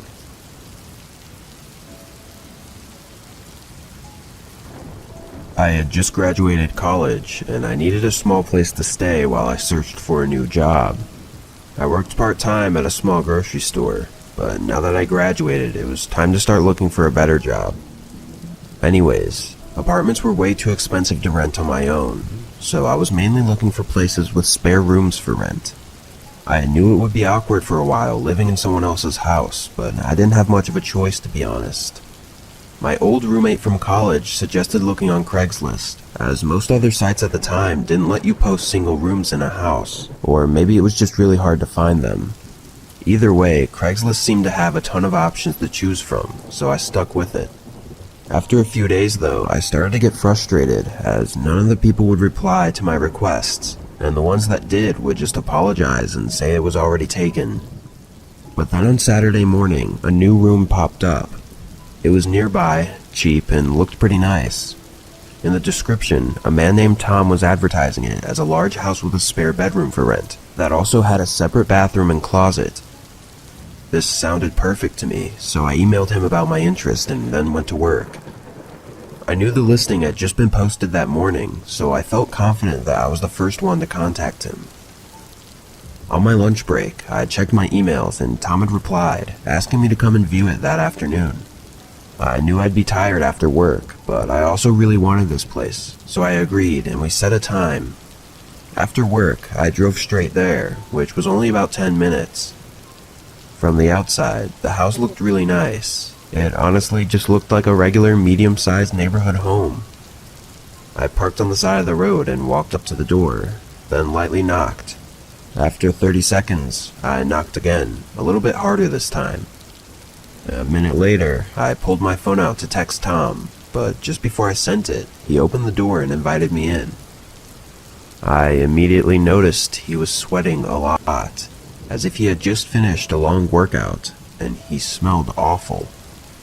I didn't want to be rude or anything, so I just ignored it. He began walking me around the ground level floor, showing me the kitchen and the living room. He mentioned that he didn't use these rooms often, so I wouldn't have to worry about getting in his way. From the look of the rooms, though, it seemed as though he used them too often. Old dishes were piled up in the sink, and the couch had stains all over it. I really didn't like how dirty the whole place was, and it was strange that in the pictures it looked like the house was really clean. One thing I remembered specifically was that the living room had a brown leather couch in the picture, but the couch that was actually there was black. I figured Tom had probably used the pictures of the house from years ago before it sold. I was a bit annoyed at the dishonesty of it, but all that really mattered was my room, which was upstairs. Tom led the way to the stairs, then stopped when he reached the bottom of the steps and held his hand out in a gesturing manner as if he wanted me to head up first. I got a weird and uncomfortable feeling as I started up the stairs, as Tom didn't follow me. He stayed at the bottom and smiled, saying that my room would be the first one on the left. I continued to the top and took a couple steps into the hallway before a soft thud came from behind the door to what was said to be my room. I looked back down the stairs at Tom, whose smile was now completely gone. Does someone else live here? He replied in an annoyed tone, telling me that it was just one of his friends staying the night and not to worry about it, then urged me to check out the room for myself as he was sure that I'd like it. I was definitely pretty nervous at this point, scared even. Why wouldn't he have told me that someone else was here? It seemed like something that I should know. Everything started adding up, and all I wanted was to get out of there right away. I tried to act confident and began walking down the stairs as I explained that the place wasn't going to work out for me. He didn't seem to like that answer, and he moved his body to block most of the bottom of the stairs. I stood a couple steps away and firmly told him that I needed to leave. He asked me again to check out the bedroom to at least see if I liked it, and again I said I was not interested. He looked at me for a moment, then to my surprise he smiled and said okay, stepping aside. I quickly walked past him and straight out the front door. I don't know what was going on in that house, but something didn't feel right about any of it. I even felt lucky to have been able to leave so easily. In the moment, I thought I was going to have to force my way out. I checked Craigslist a couple hours later, and the posting had been removed. I still wonder who and what was in that room upstairs. For all I know, it could have just been an empty room, but something tells me that it was something much worse. I lived with a friend of mine, who I'll refer to as Nick, in a small house for a few years during college. He was my roommate for the first year, and then we decided to move out of the dorms and share the rent on a house since we both had decent enough jobs. This was both of our first times renting a place, so we didn't really know how to budget properly. After a few months, everything was okay, but it was almost a year in when we realized that this place was eating up both of our bank accounts. So the obvious solutions were to either move out or find another roommate. Neither of us wanted to leave, so we started the search for a roommate. We started by asking all of our other friends, but none of them were interested, so really the only option was to put up a post online. I made a post on Facebook Marketplace, and Nick made a post on Craigslist. Again, neither of us have ever done this, and it felt kinda weird, but we knew we didn't have much of a choice. A few weeks went by with just a couple of responses, but none of them seriously considering moving in, before Nick shows me an email he got from someone named Sam replying to his Craigslist post. The guy seemed legit, and the following day he came over to view the house. I should mention, he was a couple years older than us and had just graduated, but he seemed pretty nice and looked clean and everything, so we were glad to have him. He agreed to the split of rent and moved in the next week. In the few months following, Sam would hang out with us a lot, and we actually got to know him pretty well. But then all of a sudden, he became very closed off for some reason. Nick and I would barely ever see the guy, and when we did, he wouldn't even talk. He would sit in his room for the most part, with his door shut, and would only come out to get food or to go to work. It didn't bother me necessarily, I just found it a little strange. Anyways, it was around month 4 with him being there that things started to take a turn for the worst. I had just gotten home from work, and immediately as I walked through the door, Nick calls my name quietly from the living room. What's going on? He mentions that Sam was home, so to not talk too loud. Then he tells me about a strong smell he noticed when passing his room today. I told him I hadn't noticed it. He points down the hall towards Sam's room and tells me to quietly walk past and see if I notice. So I got up and made my way quietly down the hall towards Sam's door. I didn't even have to get very close to smell what he was talking about. It was awful and really disgusting. I had no idea what it was and had definitely never smelled it in the house before. Nick suggested we ask him what it was, and I agreed. We both went to his door, trying not to breathe in too hard, and knocked. Then knocked again and again, calling out to him. He didn't answer.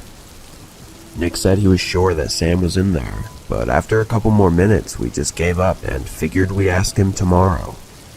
It was already pretty late at this point, so we both made a quick dinner and then ate while watching TV in the living room, and then we both went to bed. The next day, I caught Sam on his way out of the house and asked him what the smell was last night. I was just taking out the trash. He quickly left and drove off. That answer didn't really make any sense to me, but I didn't want to press him too hard. I told Nick later that day, and he agreed that it was weird, but didn't know what else to do, so we left it at that. Another couple weeks go by. Again, Sam barely talked to us, but the smell had gone away by now. I got home from work late one night, and Nick and Sam were both in their rooms, already asleep probably, so I pretty much went straight up to my room and fell asleep as well. But sometime in the middle of the night, I woke up hearing some movement below my room, which was where Sam's room was located downstairs. I listened for a couple minutes, trying to figure out what he was doing, but eventually I fell back asleep. The next morning, Sam ran out of the house to go to work as usual. However, he didn't return home that night. Another couple days would go by, and he still hadn't come home.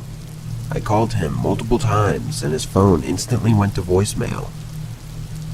We were actually starting to get worried and decided to check his room to see if there were any clues as to what was going on. His room was pretty messy, and actually kind of looked like a lot of his stuff had been packed up and taken out. I also found a pair of glasses in his drawer with some other random belongings, which was weird because Sam didn't wear glasses. He left some clothes and all of his furniture behind though, which made us believe that he didn't just move out suddenly. Nick ended up calling the police to notify them about Sam possibly being missing, and an officer arrived that night to investigate and ask us questions. We told him everything we knew and let him look at his room. Nick also gave him a picture that we had taken together back when Sam first moved in. After that, we didn't get an update until a week later.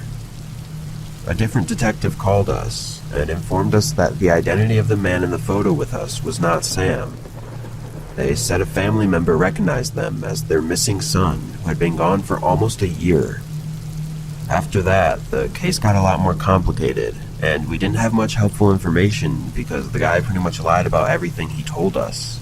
So after a little bit, we lost contact and stopped getting updates. As far as we were told, the man was just some regular guy that was living with his parents, who suddenly went missing for no known reason. He never came back to our house though, and I'm not sure if he was ever found. It's definitely the most interesting and creepy experience I've had though. Just knowing that I was living in the same house as someone who made up a completely fake identity and was legally missing gives me chills every time I think about it. It's pretty hard not to assume that this man was trying to hide from the police because of something he had done, or was still doing.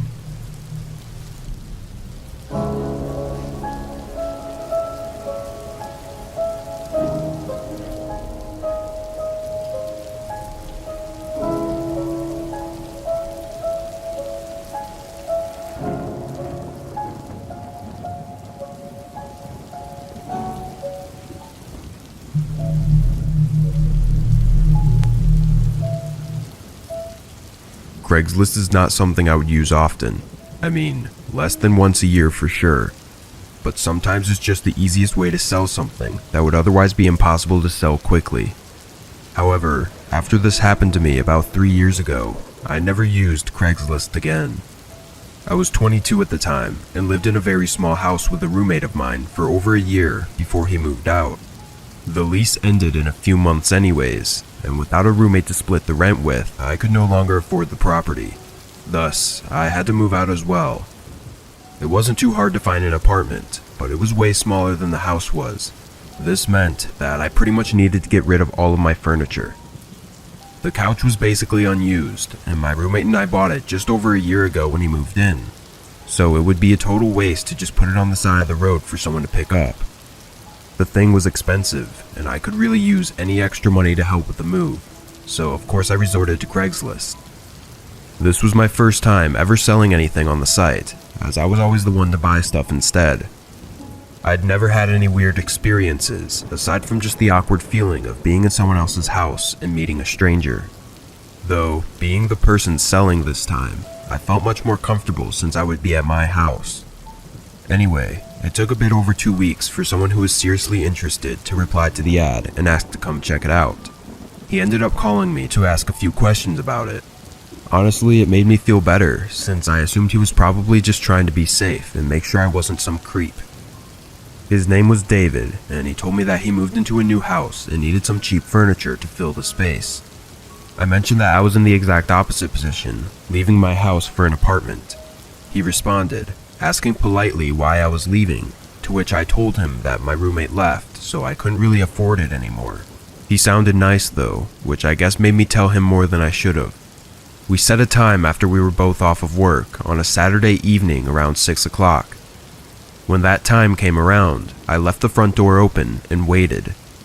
I sat on the couch for over an hour just waiting for the guy to show up before eventually shutting the front door and going to the kitchen to make some food, assuming he just bailed on me. But then the doorbell rang only minutes later. It was 7:30 at this point, so I was obviously a little upset, but I tried to fake a smile and opened the door. Hey, I'm David. He said, as he held his hand out for a handshake. He was a tall, larger man with a very large grin on his face. I shook his hand and invited him inside, showing him into the living room.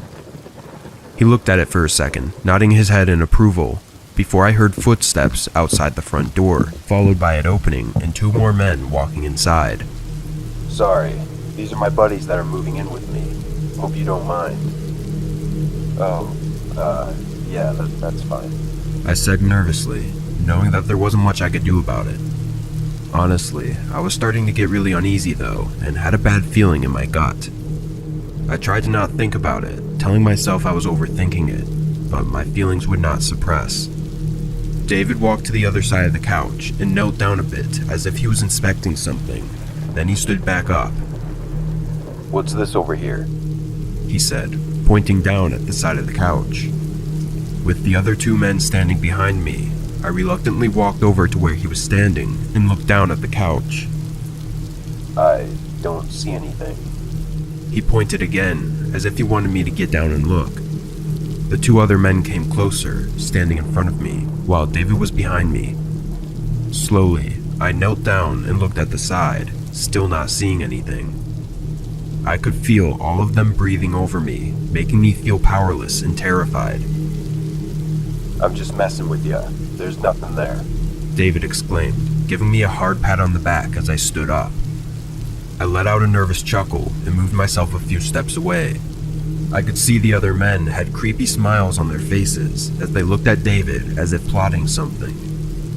I tried my best to remain calm and think of a way out of this situation, but they were in my house. I couldn't just leave, and I was too scared to ask them to leave. So, do you like it? I asked, trying to speed up this process. David looked at his friends and then back at me. His happy, smiling expression had shifted. There was a very odd moment of silence as I stared into David's empty eyes. A calm before the storm. One of the men tackled me to the ground, pinning me down aggressively. My instant reaction to resist was overpowered by his strength, and I gave up quickly, just hoping to not be any further harmed. David and the other man ran through the house, looting it of everything valuable, creating chaos and mess in all of the rooms. The man on top of me continued to hold me tightly, pushing my head into the hard wooden floor with all of his weight. After a few minutes, David called out by the front door, and the man got off of me and ran out of the house. I heard their truck pull out and speed off, as I laid on the ground in shock, pain, and terror. After a couple minutes, I gathered myself up and slowly stumbled to the front door to close and lock it. I called the cops soon after. To no one's surprise, David wasn't his real name, nor was the email or phone number attached to any identifiable person. They collected some fingerprints around the house and took pictures of their shoe prints on the ground, but the case ran cold with no suspects at all. The only thing they were able to identify was that the shoe prints left at my house were the same as ones left at someone else's house a few weeks ago during a similar attack and robbery. That person was also alone in their home. It's suspected that they try to find those who live alone, so obviously I kind of fucked myself over by telling the man about my roommate who had left. Either way, that experience has caused me a lot of stress and anger. I was blinded by the feeling of safety being in my own home and was taken advantage of because of it. Sites like Craigslist are dangerous, and people need to be more aware of the dangers of willingly inviting unknown, seemingly innocent people into their homes.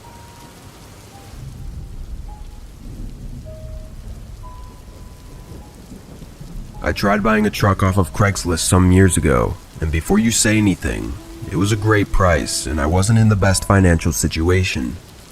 I'd never actually used Craigslist before, but I knew it was an average place for people to sell their stuff, which meant that it was usually cheap. Even with the cheap prices of cars on the site, I still had to ask my dad for money because I didn't even have the few $1,000s in my account that I needed in cash for a cheap car. After a bit of scrolling though, I messaged this guy who posted his truck for $4,000, and he got back pretty quickly, answering all of my questions on it and giving what sounded like honest answers. He basically said that it wasn't the nicest looking, but it'll get you where you gotta be in a reliable manner. Interested, he agreed to meet me at a Burger King that was a halfway point of where we both lived. I got there first, taking an Uber, and he showed up maybe 5 minutes later. We chatted for a bit, and he told me more about the truck, mentioning minor issues it's given him in the past, but nothing too serious. After all, I didn't have the money to be picky. Of course, I asked if I could test drive it, to which he said that he knew a less busy parking lot and I could test drive it there. Honestly, I was like, alright, whatever, and I took my phone out to get a quick Uber, but he said it was just across the street and that we could just ride together. I didn't want to be rude and had never done something like this before, so I kind of assumed it was a normal thing. Looking back, I should have told him to F off, but I was young and he was old, so for some reason I trusted him. As I got inside, he asked me if I had my license on me, which was just another reason I trusted him. He seemed like he was a genuine guy. He started driving, though we went a little further than across the street, probably a few blocks away from the Burger King, to this empty parking lot away from the main road, which was the first red flag to come up, even though it should have been the second or third. Alright, let's switch, he said, putting the car in park. As we were passing each other around the car, he threw me the keys, saying heads up, but they landed nowhere near me.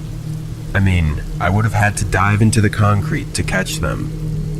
Awkwardly, I went to pick them up, and just as I bent down, I felt the weight of his foot slam against my side, and before I knew it, he was on top of me, ripping my wallet out of my back pocket and running back towards the truck.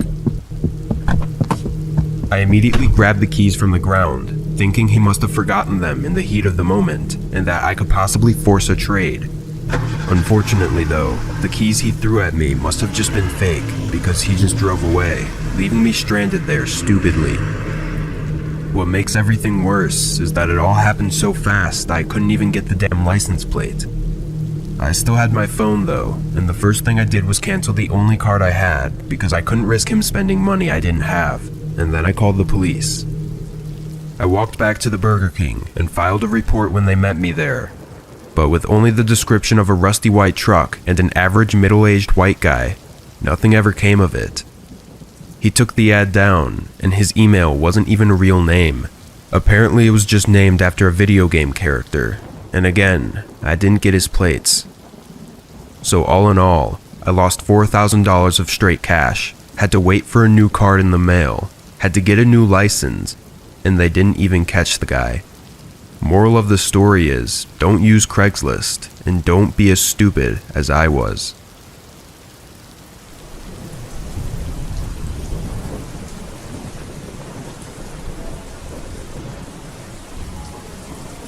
I used to work for a big maid company, but I left after my ex-coworker told me that she was making more than triple just working by herself and listing ads on Craigslist Marketplace. So of course, I looked into it and eventually began doing that as well. I was making amazing money for close to 7 months before anything weird happened. Ever since, I have never encountered someone that creepy, and I hope I never do again. I had answered a usual email from someone asking me to clean their house. The way it works is they tell me what rooms they want me to do, and I charge the price based on how long I think it will take. To do this, I have to go to their house to make an estimate, or they can send me a video walkthrough. This is the way we did it at my old company, except I charge a much better price, and people feel more comfortable with the same person coming over every week. The man had sent me a video walkthrough of his house, and it was very clean already, which happens with a lot of clients who just want to maintain that cleanliness and have someone get the nitty-gritties. We set a date and time, and a few days later I went for the first time clean. I was going to be there for about 3.5 hours, doing the top and bottom floor, no basement, and giving extra care to the kitchen and bathroom tiles. He greeted me at the door and led me upstairs so I can work my way down, and this is where everything went to shit. I began cleaning, expecting him to leave, but he kind of just stands there watching me, which I sometimes have happen with older women who are control freaks, but this guy wasn't looking at what I was cleaning. He was eyeing me. I ask him if he wants me to do anything else, and he just stands there for a second. You know, when I saw your ad on Craigslist, I knew I had to have you. At first, I didn't think of this in any kind of flirty way. I just saw this as some older white guy telling me, a Mexican woman, that I was meant to be good at cleaning. I didn't really care. I've heard it all the time. They usually just say things out of ignorance. But I wanted the money, so I kept my mouth shut and faked a response. Oh, well, thank you. I usually ask that people stay out of the room, though. It's just easier to clean that way. He said no problem, but clearly there was, because while he left that room, he went to the room just across the hallway and sat on the bed and watched me from there. At this point, I was getting creeped out, and the thought of him watching me for 3.5 hours was very unsettling. I had an idea, and after I dusted, I started to vacuum, going behind the door so I could move it, leaving it only cracked open slightly, so that for the rest of this room at least, he wouldn't be able to look at me. I just had to get through this day, get paid, and never come here again. I moved to the bathroom that was connected to the room. I was about 20 minutes in, and scrubbing grout when I felt that I was being looked at again. I turned around, and sure enough, he was there in the doorway. Sorry to bother you. I forgot to tell you to leave the vanity as is. It was my wife's. She died years ago in '09. It's been really rough going through all that, so I want to preserve it. I said okay, and after a moment of silence and awkward staring, he finally left. I wondered why he didn't just put in special instructions to not touch the master bathroom vanity if it were so important. But as I was cleaning around it, I noticed there was some makeup on the counter that I knew had only come out a few years ago. This was 2017, and he said his wife died in 2009, but the makeup lying on the counter had a few products that came out no earlier than 2015, and I knew this because I was excited when they came out. And for what it's worth, if this vanity had been preserved, it would have looked a lot worse. If I wasn't sketched out before, I definitely was now. Thankfully, for the rest of the time I was upstairs, he didn't look at me or talk to me. I was dreading going downstairs, but I was halfway done and just needed to get the rest of it over with. I got to the kitchen and started there. From the kitchen, you could see the living room, and again, something was off. This guy had 0 pictures hanging up. I've cleaned so many homes, hundreds at this point, and I've never seen a house with no pictures. Even people that lived alone had at least holiday cards of other people's families on their fridge. I don't know why it freaked me out so much, but it did. And right when I decided I was just going to do the rest really fast and cut some of the costs for him, he appeared in the archway and asked if I could do him a favor. I hesitantly asked what, to which he said he knows it specifically says no basement, but he forgot he's having guests over next week, and that was where the pool table and everything was, and he just wants it quickly vacuumed. I told him I was on a really tight schedule and wasn't sure if I could do it today, but maybe next time. He then said I could skip the dining room because it's never in use and just do the basement floors instead. I responded, explaining that I could come back tomorrow and do the whole basement instead of just the floors if he wanted, just trying to push it off a little bit. But this was when his whole demeanor changed. He started to get really weird and said that he just wants the floor done and he couldn't understand why I wouldn't just do it today. He went on to say that he and his wife really needed the floors done down there. His wife? The one that had died years ago. That was the moment I realized that this guy was clearly trying to do something horrible, but I didn't know what. I told him if I have time I will. Well, can I just show you what needs to get done down there? It won't take long, just really quick. Knowing he wasn't going to stop, I pretended to get a phone call, so I went to the other room. I then called my friend to explain what was happening. He was still watching me carefully, so I spoke in Spanish, praying he didn't know any. She agreed to drive to this address and make sure when I left he didn't try to follow me, or worse. I got off the phone and told him that I had a family emergency and I could come back tomorrow to finish everything, which was obviously a lie. He looked at me with the coldest look on his face and replied, "Don't bother." Then he walked upstairs while I gathered my things. I knew I wasn't going to get paid, but at this point I just felt lucky to leave. My friend got there while I was loading my trunk, and the guy was staring at me through the window the entire time.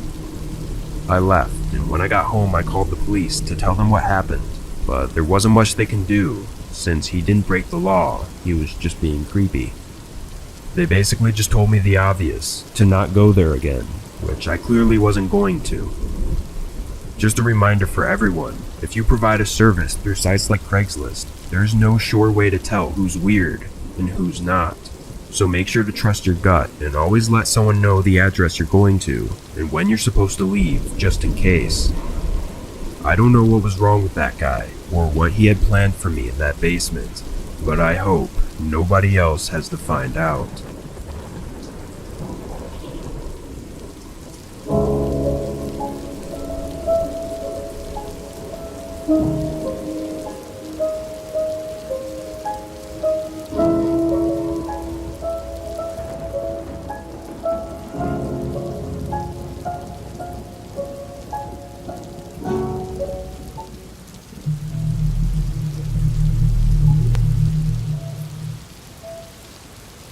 I was using Craigslist as a means of selling some of my old, unused things I had stashed away in my house. I had plans to move out in the next few months, so I was just trying to organize what I needed from what I didn't need, and that's when I found my old motor tools. They were high quality and still functional, but I had gotten battery-powered ones to replace them not long ago. With no use for them anymore, I took a couple pictures and posted them up on Craigslist. I had listed a power drill, driver, and matching tool set for $80. Considering they weren't that old and still fully functional, this was a really good deal. It didn't take long to get responses. In just an hour, I got 2 replies to my post. One of them emailed me asking if $50 would be okay, but I politely declined. The other reply stated that they were very interested and wanted to buy them that same night for the listed price. I agreed and said I was available at 5 if he wanted to swing by and pick them up. I never let anyone into my house when selling things. I'd always just bring the stuff out to my driveway and talk to them there. It was a well-trafficked neighborhood street, so I wasn't worried about anyone attempting something out in the open. As I usually did, I was going to stand out in the driveway with the items a bit before 5 and wait for them so that I could make the transaction as quick as possible. But just past 4:30, there was a knock at the door. I looked out, seeing a man standing there with his red car parked in the driveway. I opened the door a crack, asking who he was. The man said he was here to buy the tools that were on Craigslist and admitted to being early. I told him to hold on for a minute and to just wait in his car, as I wasn't expecting him yet. He hesitated, making the interaction more awkward than it should have been, but then he turned around. Once he walked away, I got all the tools together and met him at the top of the driveway. I had an outlet outside for him to test the tools with, and he seemed satisfied with them. How about 20? He said while holding the drill. The deal was 80. I can do a little lower, but 20 is too low. I said nicely, though I was slightly annoyed because he had already agreed to pay $80 for them, and $20 was just a total ripoff. He put the drill down, and without even looking at me, he walked back to his car and drove away. I was confused and upset, feeling like I'd been played and just had wasted my time. I got the tools back inside and just went on with my night, trying not to let myself get too upset about it.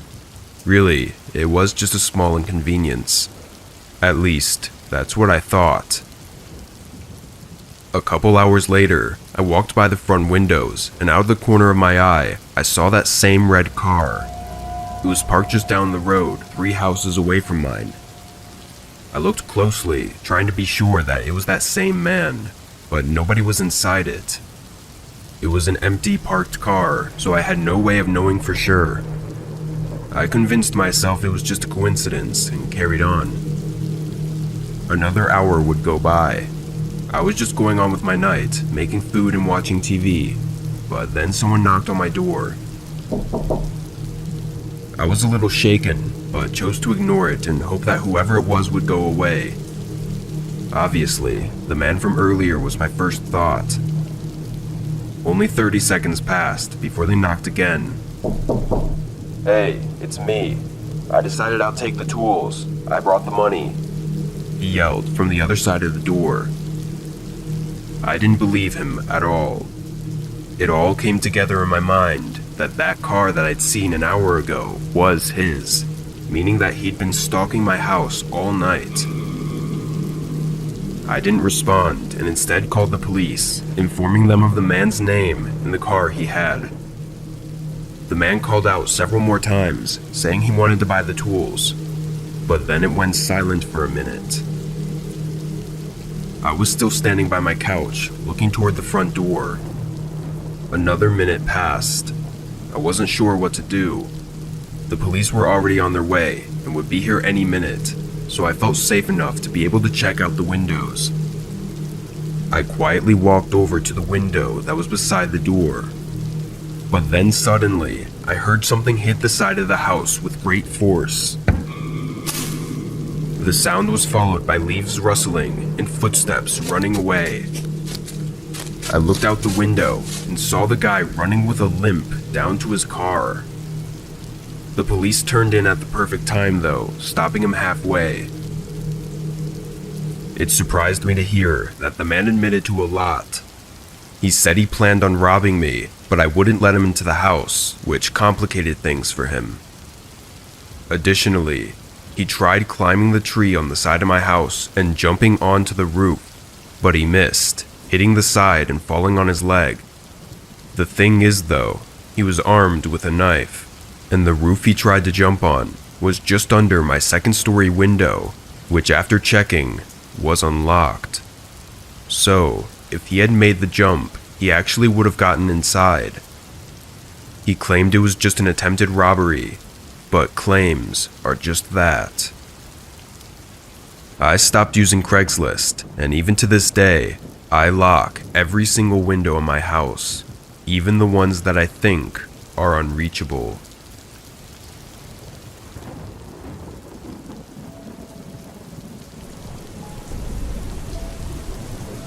I used Craigslist many years ago to find a room for rent. I was looking for a house to stay at and be able to split rent with a roommate or roommates. It took maybe a week to find a place that was suitable for me and several phone calls with the owner before I was ready to move in. The owner who was to be my roommate seemed like a really normal, nice guy who was similar in age as me. He told me all about the place and what to expect, and I also felt like we connected well. With everything seeming perfect, I was getting really excited. I didn't have much to move, so I packed it all up and stuffed it in the trunk of my car, and in just a few days, I drove out 30 minutes to my soon-to-be home. It was located outside of the main town and in more of a woodsy terrain. It had a long driveway leading far from the road. Pulling in though, it was not as I'd expected. It was a very old wooden home. I knew it was passed down from his parents, but this place looked to be at least 100 years old. The pictures of the inside that I'd seen on Craigslist looked to be fairly modern, so I assumed they had to have done some pretty big renovations. I left everything in my car as I went up to the door and knocked. Aaron, the owner, came and showed me around. While the outside was not so impressive, the inside was the opposite. Very well maintained, clean, and definitely had been renovated not long ago. I was really happy with everything and moved my things in that night. Several days went by with no issues. It didn't even feel like I'd found this place on Craigslist. It felt like I was just living with a friend. Aaron worked in town though, so he was gone most of the time, and I worked from home, so I got to have the whole house to myself. Well, not the whole house. There was one door that was always locked. It wasn't any of my business, and I knew that, so I never brought it up with Aaron. But it still got me wondering.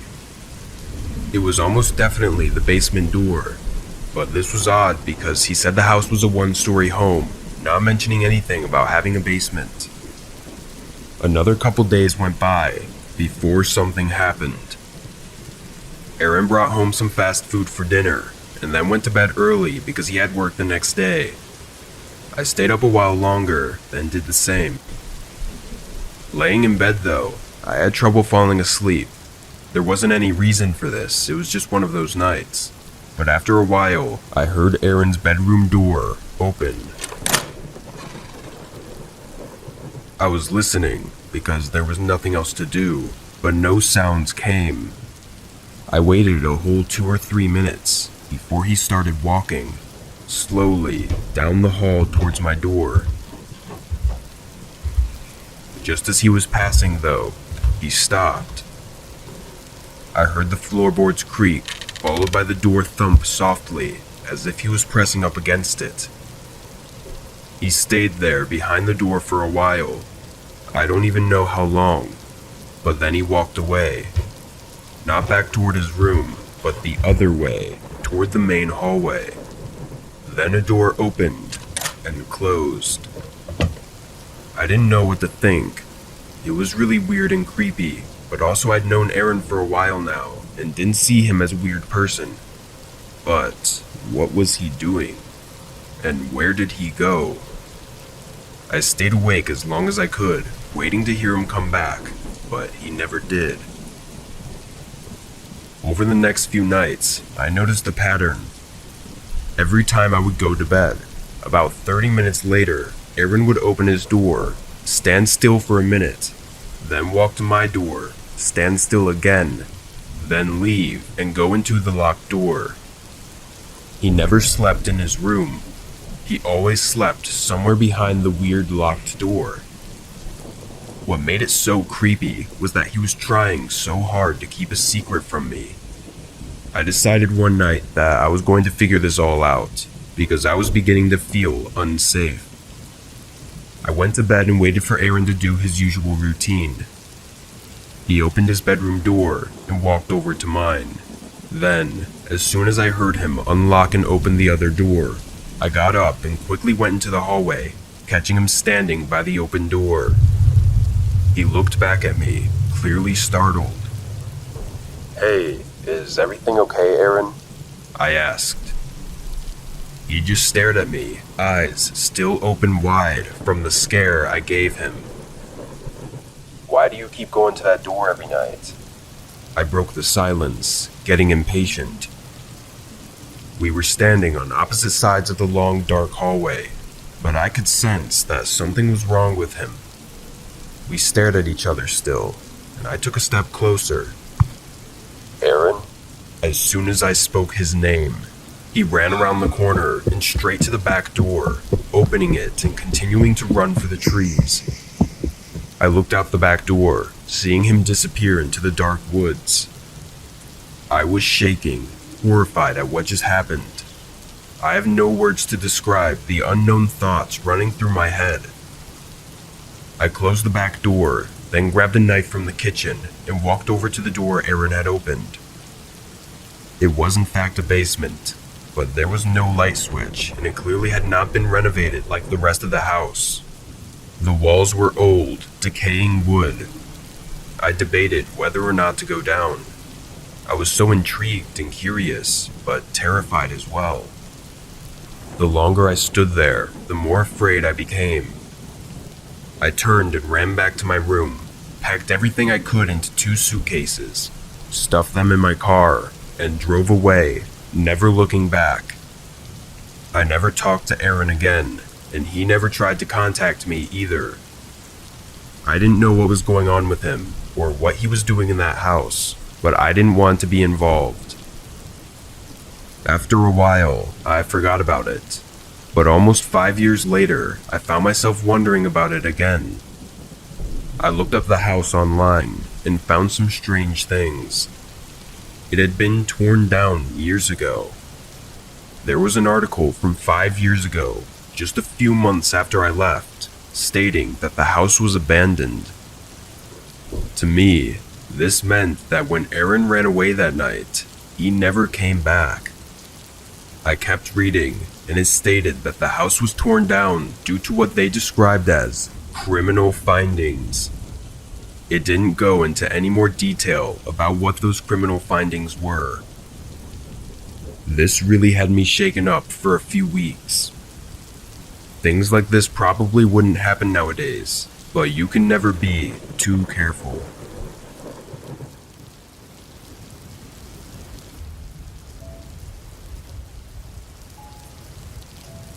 I'm a 25-year-old male, and this happened to me 3 years ago. I had just signed a lease for a small house in the town I lived in. Having been living in an apartment for a few years, I didn't have a lot of furniture or large house decorations to fill the space in my rental. While I had a decent-sized couch and TV stand, I only had a mini TV that I wanted to put up in my bedroom since it was so small. Not having a ton of money to work with though, I took to Craigslist to find a larger TV for the living room. I found a few nice flat-screen TVs listed on the site. They were all over my budget though, and honestly, a lot nicer than I actually needed. I just wanted a large TV to fill the space in my living room. I didn't actually care about the quality of the picture on the TV. Anyway, I finally found one that seemed to work with what I needed. It was cheap, large, and was said to be in working condition. It was an old flat-screen TV from probably 10 years ago. Compared to today, they aren't even considered flat screens anymore, as they're usually 3 to 4 inches thick and really heavy. I sent the owner an email and continued with my search. Finding nothing else worth looking into, I just hoped for the best with that one TV. It wasn't until the following morning that I received a response to my email. The owner introduced himself as Mitch and said he'd love to show me the TV whenever I was available. I don't know if I just read it in a weird way or what, but he seemed to be over the top excited about this. It made me a little uncomfortable, but I just figured it was a happy old man or something. I said I could do any day this week after I got off work at 6, and Mitch said tomorrow at 6:30 would be perfect for him, leaving his address at the bottom of the email, along with a Google Calendar invite to an event labeled as Craigslist TV. I accepted it, though I wasn't really sure what the purpose of it was, and it was definitely not a normal thing people do, but it didn't affect me in any way. I got my truck emptied out, and the next day I went to work, then went straight to his address afterwards. It was dark out by now, and when I pulled into his driveway, I saw all the lights were on inside. I checked one last time to make sure I had all the cash on hand, then got out of my truck and went to the front door. Walking up, I could see that the front door was partially open. There was no screen door or anything, just one main door. Thinking it was left open for me, I leaned over and peeked inside, but didn't see anyone, so I rang the doorbell. Right when the bell rang, I heard something drop on the far end of the house. Then it went quiet. There was something about that noise that made me start getting nervous. After a moment, I decided I had a bad feeling about this and was just going to leave. But then footsteps came from behind the door, which then opened slightly wider, revealing a man. Need something? He said, half his body still behind the door. Yeah, I was here to look at your TV. We scheduled for 6:30 today. The man looked at me for a second. All right. He opened the door completely and let me inside. I will say, at that moment, I knew something was wrong. He wasn't acting at all like he was in the emails. I expected a happy old man, not a large, grumpy, middle-aged dude. But I was already inside by the time all the alarms were going off in my head. The TV was in the room right next to the door, so he stood there while I looked at it. Yeah, this looks good. I'll take it, I said, not even knowing if it worked or not, but I wanted to get this over with quickly. I held out the money. He looked at it for a moment, then back at me. He reached out and took it, then shoved it in his pocket, and without giving me any time to react, he grabbed me by the shoulder and shoved me back towards the door, yelling at me to leave. I didn't argue. I sprinted out to my truck and drove away. Not long after, I pulled to the side and called the police to let them know I'd been robbed. The whole time, I was just thinking about how stupid they were, meeting me at their own house, robbing me, and letting me go, knowing that I knew where they lived. But when the police got to the house and called me back, I was in complete shock hearing what they told me. Over that week, though, things became more clear. The man I met at the house was not Mitch. Mitch, the owner of the house, was found unconscious in the kitchen. Thankfully, he survived, though he had some pretty bad injuries. The man I met at the door was another customer Mitch was meeting from Craigslist to pick up some kitchenware he was also selling. He ended up beating and robbing Mitch, likely just minutes before I showed up. What's even crazier is that Mitch had sent that man a Google Calendar invite as well, and the man accepted it, probably unknowing that it showed his email, which just so happened to be his first and last name. He was caught within a few days. During this whole case, I got to actually meet Mitch, and he was indeed a happy old man, even despite what happened to him.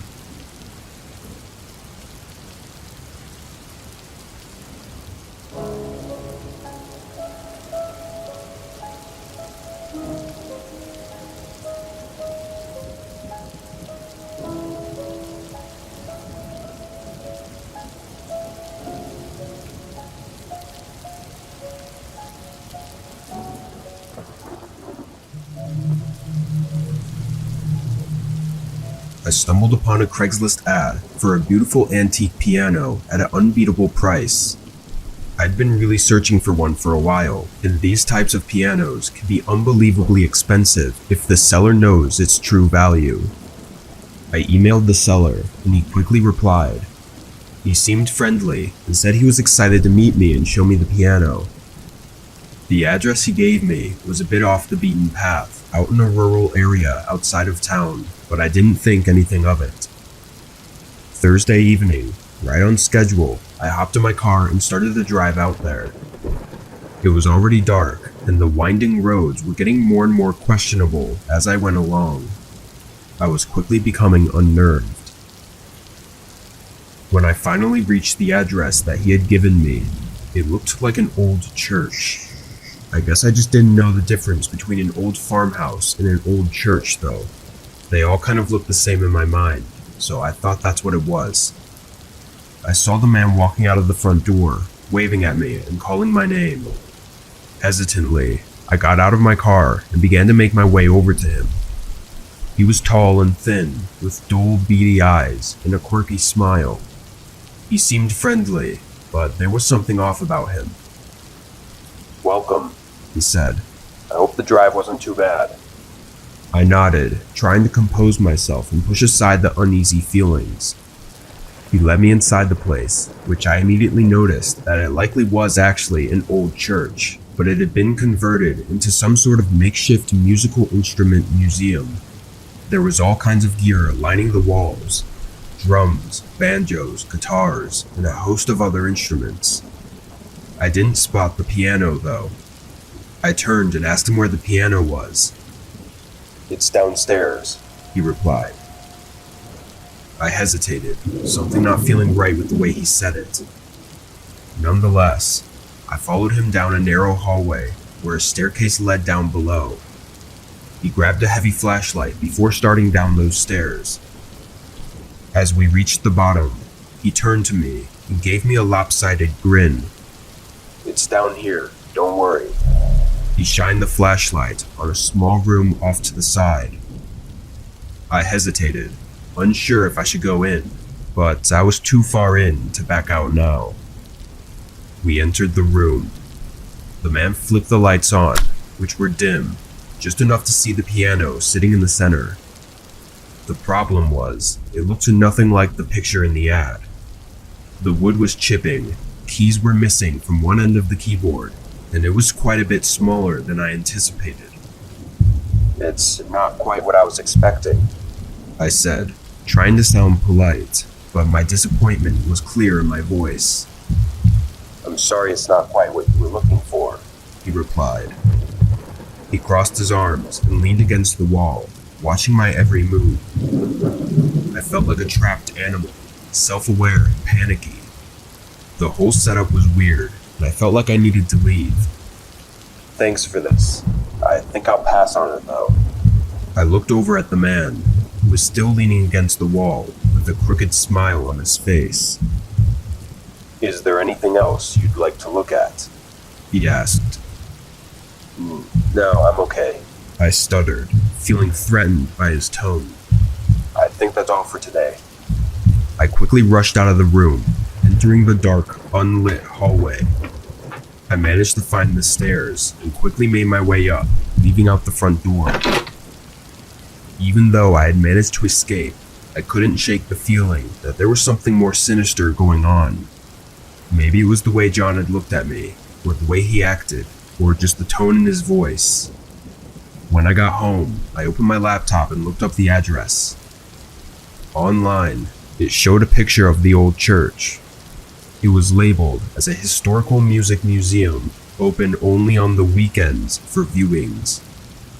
I looked into it further and didn't find any information about them selling anything. My body shook and I closed my laptop. I had likely escaped something awful. I was already skeptical with sites like Craigslist, but after that, I was done. I haven't used Craigslist or even Facebook Marketplace after that night. Because really, when you think about it, you're taking a gamble on your life over some used items. Don't use Craigslist, and if you do, never let your guard down.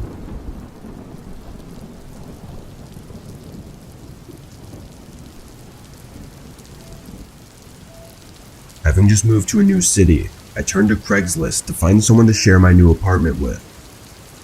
As soon as I saw his post, I contacted him. His name was James. We exchanged a few emails and phone calls, and things seemed to be going well. A few days later, we agreed to meet in person to discuss the details. At first, James seemed like a friendly and easygoing guy. He was in his early 30s and kind of reminded me of myself.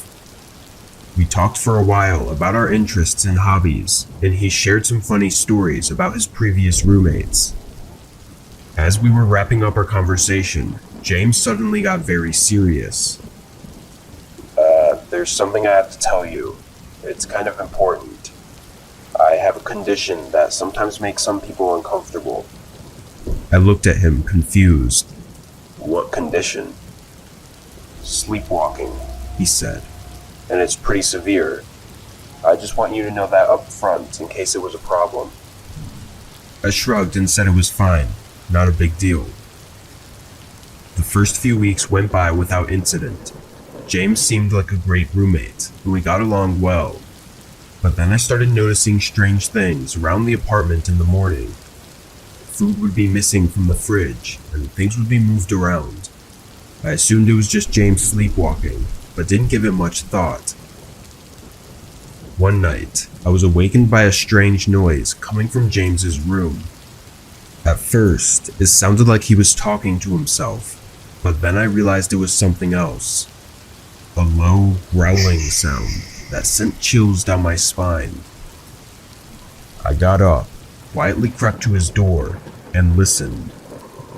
The growling got louder and more intense. I opened the door slowly, and as I peered inside, I saw James standing in the middle of the room, his eyes closed. It was a strange and unsettling sight. I felt like I was seeing something that I wasn't supposed to see, and chose to back away and go back to my room. The sounds went on for a few more minutes before they stopped. In the morning, I refrained from mentioning anything to James so as to not embarrass him. He seemed to be acting normal anyway, so I brushed it all under the rug and forgot about it. Another few days went by, and I found myself waking up occasionally to footsteps in the hallways or doors opening and closing, and sometimes even James making that same growling type noise. I knew it was just James sleepwalking, so it didn't frighten me, but I still had trouble falling asleep unless I heard him go back to bed. One night though, I woke up to James's bedroom door closing. Usually he closes the door softly, but this time it sounded like he had slammed it. My eyes shot open and I stared at my door as his footsteps slowly crept over and stopped. I could see his shadow underneath the crack in the door. Then the doorknob slowly turned and he opened the door softly. James's figure stood in the darkness between the doorway. I was frozen, staring at the creepy roommate. I knew it was him sleepwalking, but it was still a creepy sight. Then he began making those same growling noises. After a moment, he stopped. A second later, his eyes shot open, and suddenly, he lunged towards me. But in seconds, he had me pinned down. His eyes were blank and expressionless. Stay still, He said in a monotone voice, as if he was still asleep. don't move. I tried to break free, but he was too strong.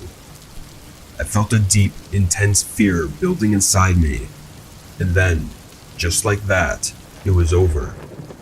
James released me and slumped off the bed, then lethargically walked back to his room, closing his door softly behind him. I quickly got up and locked my bedroom door, then stayed up for the rest of the night. In the morning, I left for work early, before James even got up. I dreaded the thought of seeing him at home after work, because I knew I would make things awkward. But when I pulled into the driveway, his car wasn't there. I then noticed a lot of things missing from the house, and when I checked his room, it had been empty.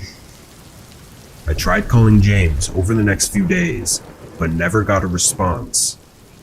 I never heard from him ever again. I have no idea why he left. Maybe he somehow knew what he did and felt ashamed. But if he was truly sleepwalking, then he wouldn't have had any memory of it. It still freaks me out, and my mind associates the encounter with Craigslist, so I stopped using the site. I just hope James really was sleepwalking, because I'm worried that if he wasn't, then he might come back.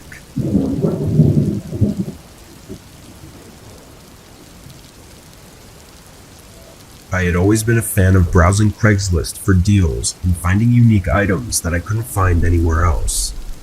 One day I stumbled upon an ad for a vintage record player that was in perfect condition. I couldn't resist sending an email to the seller to inquire about it. To my surprise, the seller responded within minutes, and we quickly began discussing the details of the item. The seller, who went by the name of Jack, seemed friendly and eager to make the sale. We agreed to meet up later that week at his apartment to finalize the purchase. I arrived at the apartment complex at the agreed upon time and made my way to Jack's unit. As soon as I entered the apartment, I could tell there was something off about the place, but I couldn't quite put my finger on it. Jack welcomed me in, and I noticed he had a strange energy about him. He was jittery and seemed nervous, but I brushed it off as him being an anxious person. I inspected the record player and was pleased to find that it was in even better condition than the pictures had shown. I was ready to make the purchase when Jack suddenly interrupted me, asking if I wanted to see something really cool that he had in the other room. Feeling a bit hesitant, I agreed to follow him. We made our way to a room at the back of the apartment. The room was filled with a ton of objects and things, seeming to be just a collection of complete random. Jack pointed to a large trunk in the corner of the room and said that he had something inside that I might be interested in. As he opened the trunk, I was hit with a musty smell that made me feel lightheaded. Inside the trunk was an old, tattered white sheet. I could tell something was under it, but I didn't care to see anymore. Sorry, the smell is just a lot. I turned my head and started walking back to the other room. He stood by the trunk still, calling me back to just take a quick look and saying that I wouldn't regret it. I was too shaken by the strange feelings to even stay. I ignored him and walked right out his door and out of the apartment complex. I was still extremely lightheaded and only seemed to be getting even more so. I stumbled to my car as fast as my feet could carry me. I got in and drove for maybe 20 seconds, barely getting out of the parking lot before I pulled to the side. I felt like I was going to pass out, and I must have, because a few minutes later I woke up. I was groggy and lightheaded, but I managed to drive further down the road and turn into a neighborhood where I pulled over and uncontrollably passed out again. This next part was harder for me to remember, but when I woke, it was darker outside and my head was foggy and unclear. I couldn't make out organized thoughts. Everything was just a blur. I somehow managed to drive home, and as the night went on, I slowly gained more consciousness. As soon as I was able to formulate my thoughts, I called the police. They got to the apartment and were allowed in, but Jack claimed that he had no such trunk, and they never found one. Nothing progressed after that night, but I know something was off. Maybe I am just paranoid, and the smell was just a regular smell that made me freak out for some reason. But I'm pretty sure he had some type of narcotic gas coming from the trunk, and if I stayed much longer, I might have never made it out.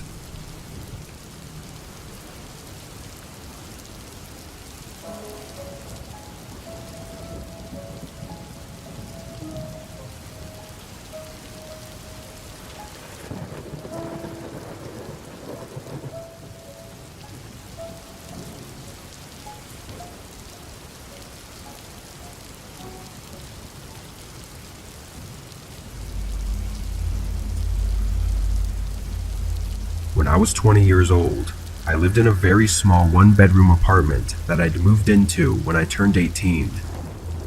Having a better job and more money in the bank, I decided to rent a small house and leave the apartment. It wasn't anything fancy, but it had more space and was a nice step up from where I used to live. The only thing I didn't account for was that everything looked off once I set it up. Coming from the apartment, my furniture was way too small and didn't match the interior of the home. It just looked like I moved into a house larger than I could afford. So, over the next couple months, I saved up more money and put it aside to buy new furniture. And during these months, I also listed a whole bunch of stuff on Craigslist to start getting rid of. Aside from the couch and a couple other things, I listed most of the dressers, storage shelves, and other large furnishings for free. I didn't care about getting paid, so long as they were able to help me haul it out of my house. I sold and gave away most of the items until only 2 things were left: my old bedroom dresser and a nightstand, which nobody seemed to want. After a month though, someone finally contacted me about them. They asked if both of them were still available and if they were actually free. I said yes to both, and we agreed on a date for pickup. On that day, I didn't get home from work until an hour before the time they were supposed to come. But when I pulled up to my house, there was a truck in the driveway. I went up beside them and looked in the window, but nobody was inside. I opened the garage and parked, then went back outside to further inspect the random truck in my driveway. When I looked this time though, someone was in the car. They waved and got out, introducing themselves as the person from Craigslist, here to pick up the furniture. I took a second to react, because I was trying to figure out where they were when I pulled in. You're an hour early. I said to meet at 7:30. He said he was sorry, but something came up, so he needed to come early. I still didn't understand why he didn't text me before coming unannounced, but since he was here, I showed him inside. He looked at the items for a second and said he'd take them. I helped him haul out the large dresser and put it in his truck bed. We went back in for the nightstand, but as he picked it up, a shuffling sound came from downstairs, followed by a quiet thump. I looked down the staircase, then back at the man, who was now looking at me in a very unsettling way. Everything okay?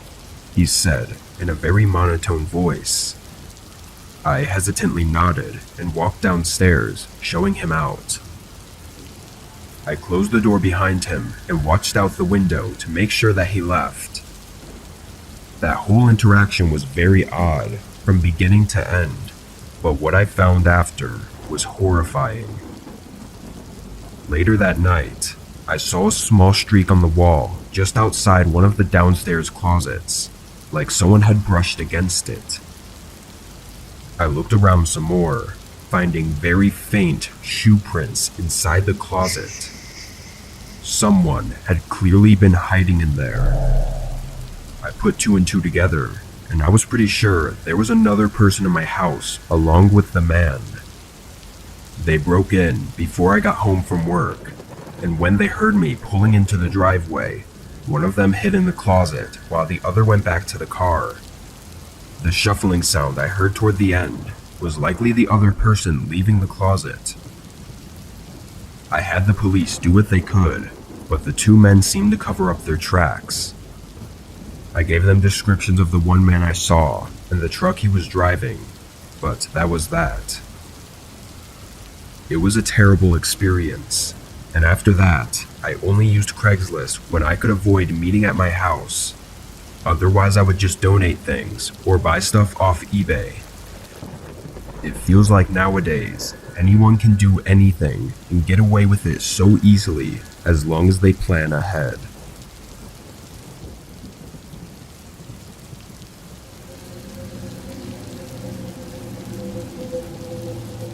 Back in the day, around 8 years ago, Craigslist was a very normal service I used every time I had something to sell or needed something to buy on a budget.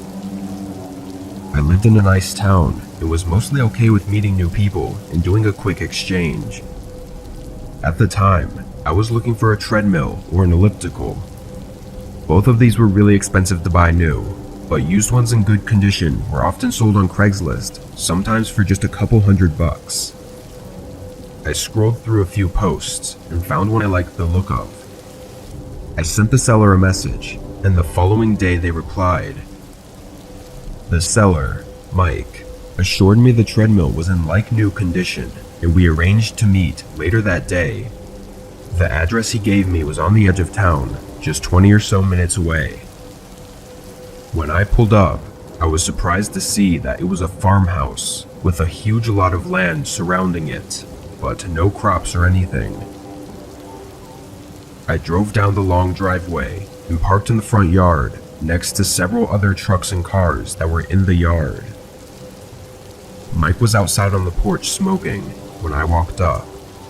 He shook my hand and led me around the back of the house to his garage, where the treadmill was set up right in the middle, plugged in and everything. He leaned against the far wall and encouraged me to test it out. I got on and put it on a walking speed. It seemed to be working just fine, but then I turned it up a little and it just shut off. I looked at it confusingly, and before I could even figure out what happened, the garage door suddenly fell down behind me, slamming against the ground. It was so loud, my heart was racing from the jump scare it gave me. I turned and looked at Mike, who shrugged and apologized, saying it was an old garage and it happened sometimes. I looked back and a cold shiver ran through me, noticing the position I was in. So, did you want it? No, I don't think it works. I was nervous to give that answer, but there was no way I would pay for that. He looked at me without saying anything. After a second, I broke eye contact, feeling a strange tension. Not a problem. I'll show you out, he said, waving me to follow him through the house. With no other way out, I followed. The house was very old looking on the inside, like a farmhouse from the 1900s, except it was really messy. Stuff was piled up all around the walls and even blocking some of the hallways. He walked me down to the front door and stopped right in front of it. There was a long pause as he faced the door, not opening it. He then turned to me. I'm sorry, he said under his breath, like an emotionless psychopath. My body went cold in that moment, knowing something was about to happen. The man quickly stepped toward me, grabbing my arm and forcing me back, deeper into the house. I started yelling, fighting his grip and trying to get away. He pushed me down the hallway, almost back to the garage door, until I suddenly tripped over one of the random things that were piled up. When I fell, he lost his balance too, falling past me. I quickly got up and ran down to the front door, unlocking it and running to my truck. As I backed out, the man came rushing out of the front door and sprinting at my truck.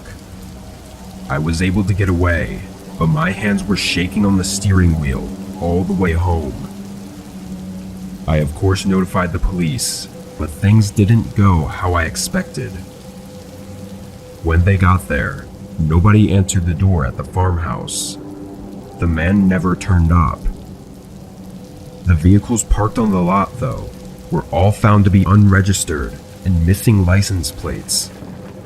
However, one of them was identified as a recently stolen car.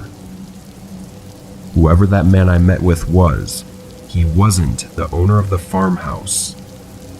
The owner actually lived in a neighboring city, having inherited the land from their parents. They hadn't had the chance to sell it, so they just used it as a temporary storage or something.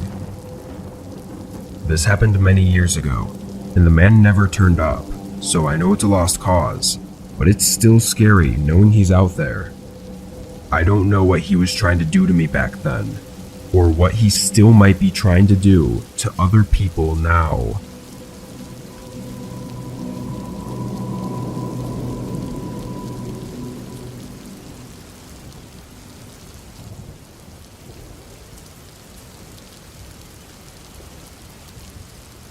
I had heard warnings before about using Craigslist, people getting scammed, robbed, or even worse, but I was desperate.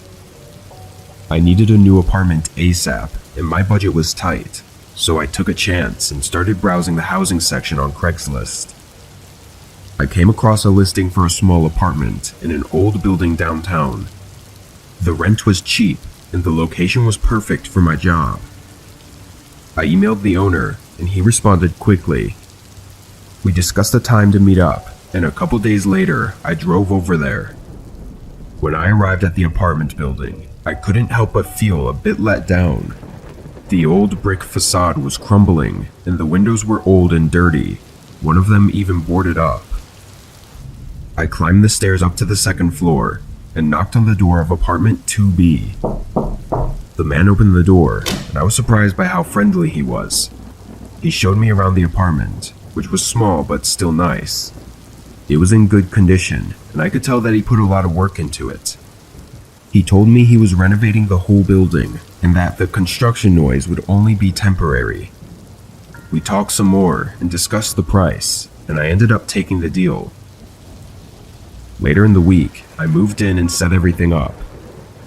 Every time I saw the outside of the building, I couldn't believe I was living in a place that looked like that.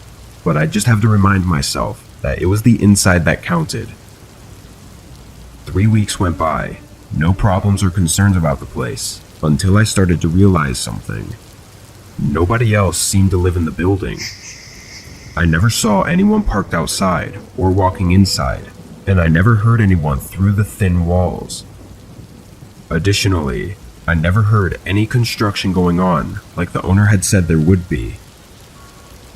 I kept these thoughts in the back of my mind, until one morning when leaving for work, I saw one of the other room's doors was partially open. I walked past it and went about my day, but when I got back later that night, it was still open. After some thought, I figured it had to be vacant. I pushed it more open. Inside, the room was dusty and smelled awful. There were webs and stains all over the walls, and it looked like it had been abandoned for years. I stepped out and closed the door, disgusted that there was a room in the building I lived in that looked like that. I went up to my room, but before I walked in, I became curious about the other rooms. I knocked on my neighbor's door, 2A, and nobody answered. I turned the handle, and it was unlocked. When I pushed open the door, the room was the same as the other one, looking to have been abandoned for years. I became really uncomfortable and went back to my room.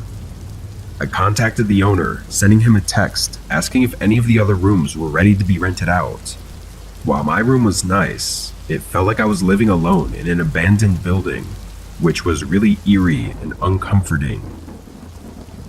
I waited for the man to respond, but 10 minutes later, I heard the front door to the building open. They walked up to my door and knocked. Hello? Who is it? I asked before opening the door. They responded, and I recognized their voice as the owner. I opened the door.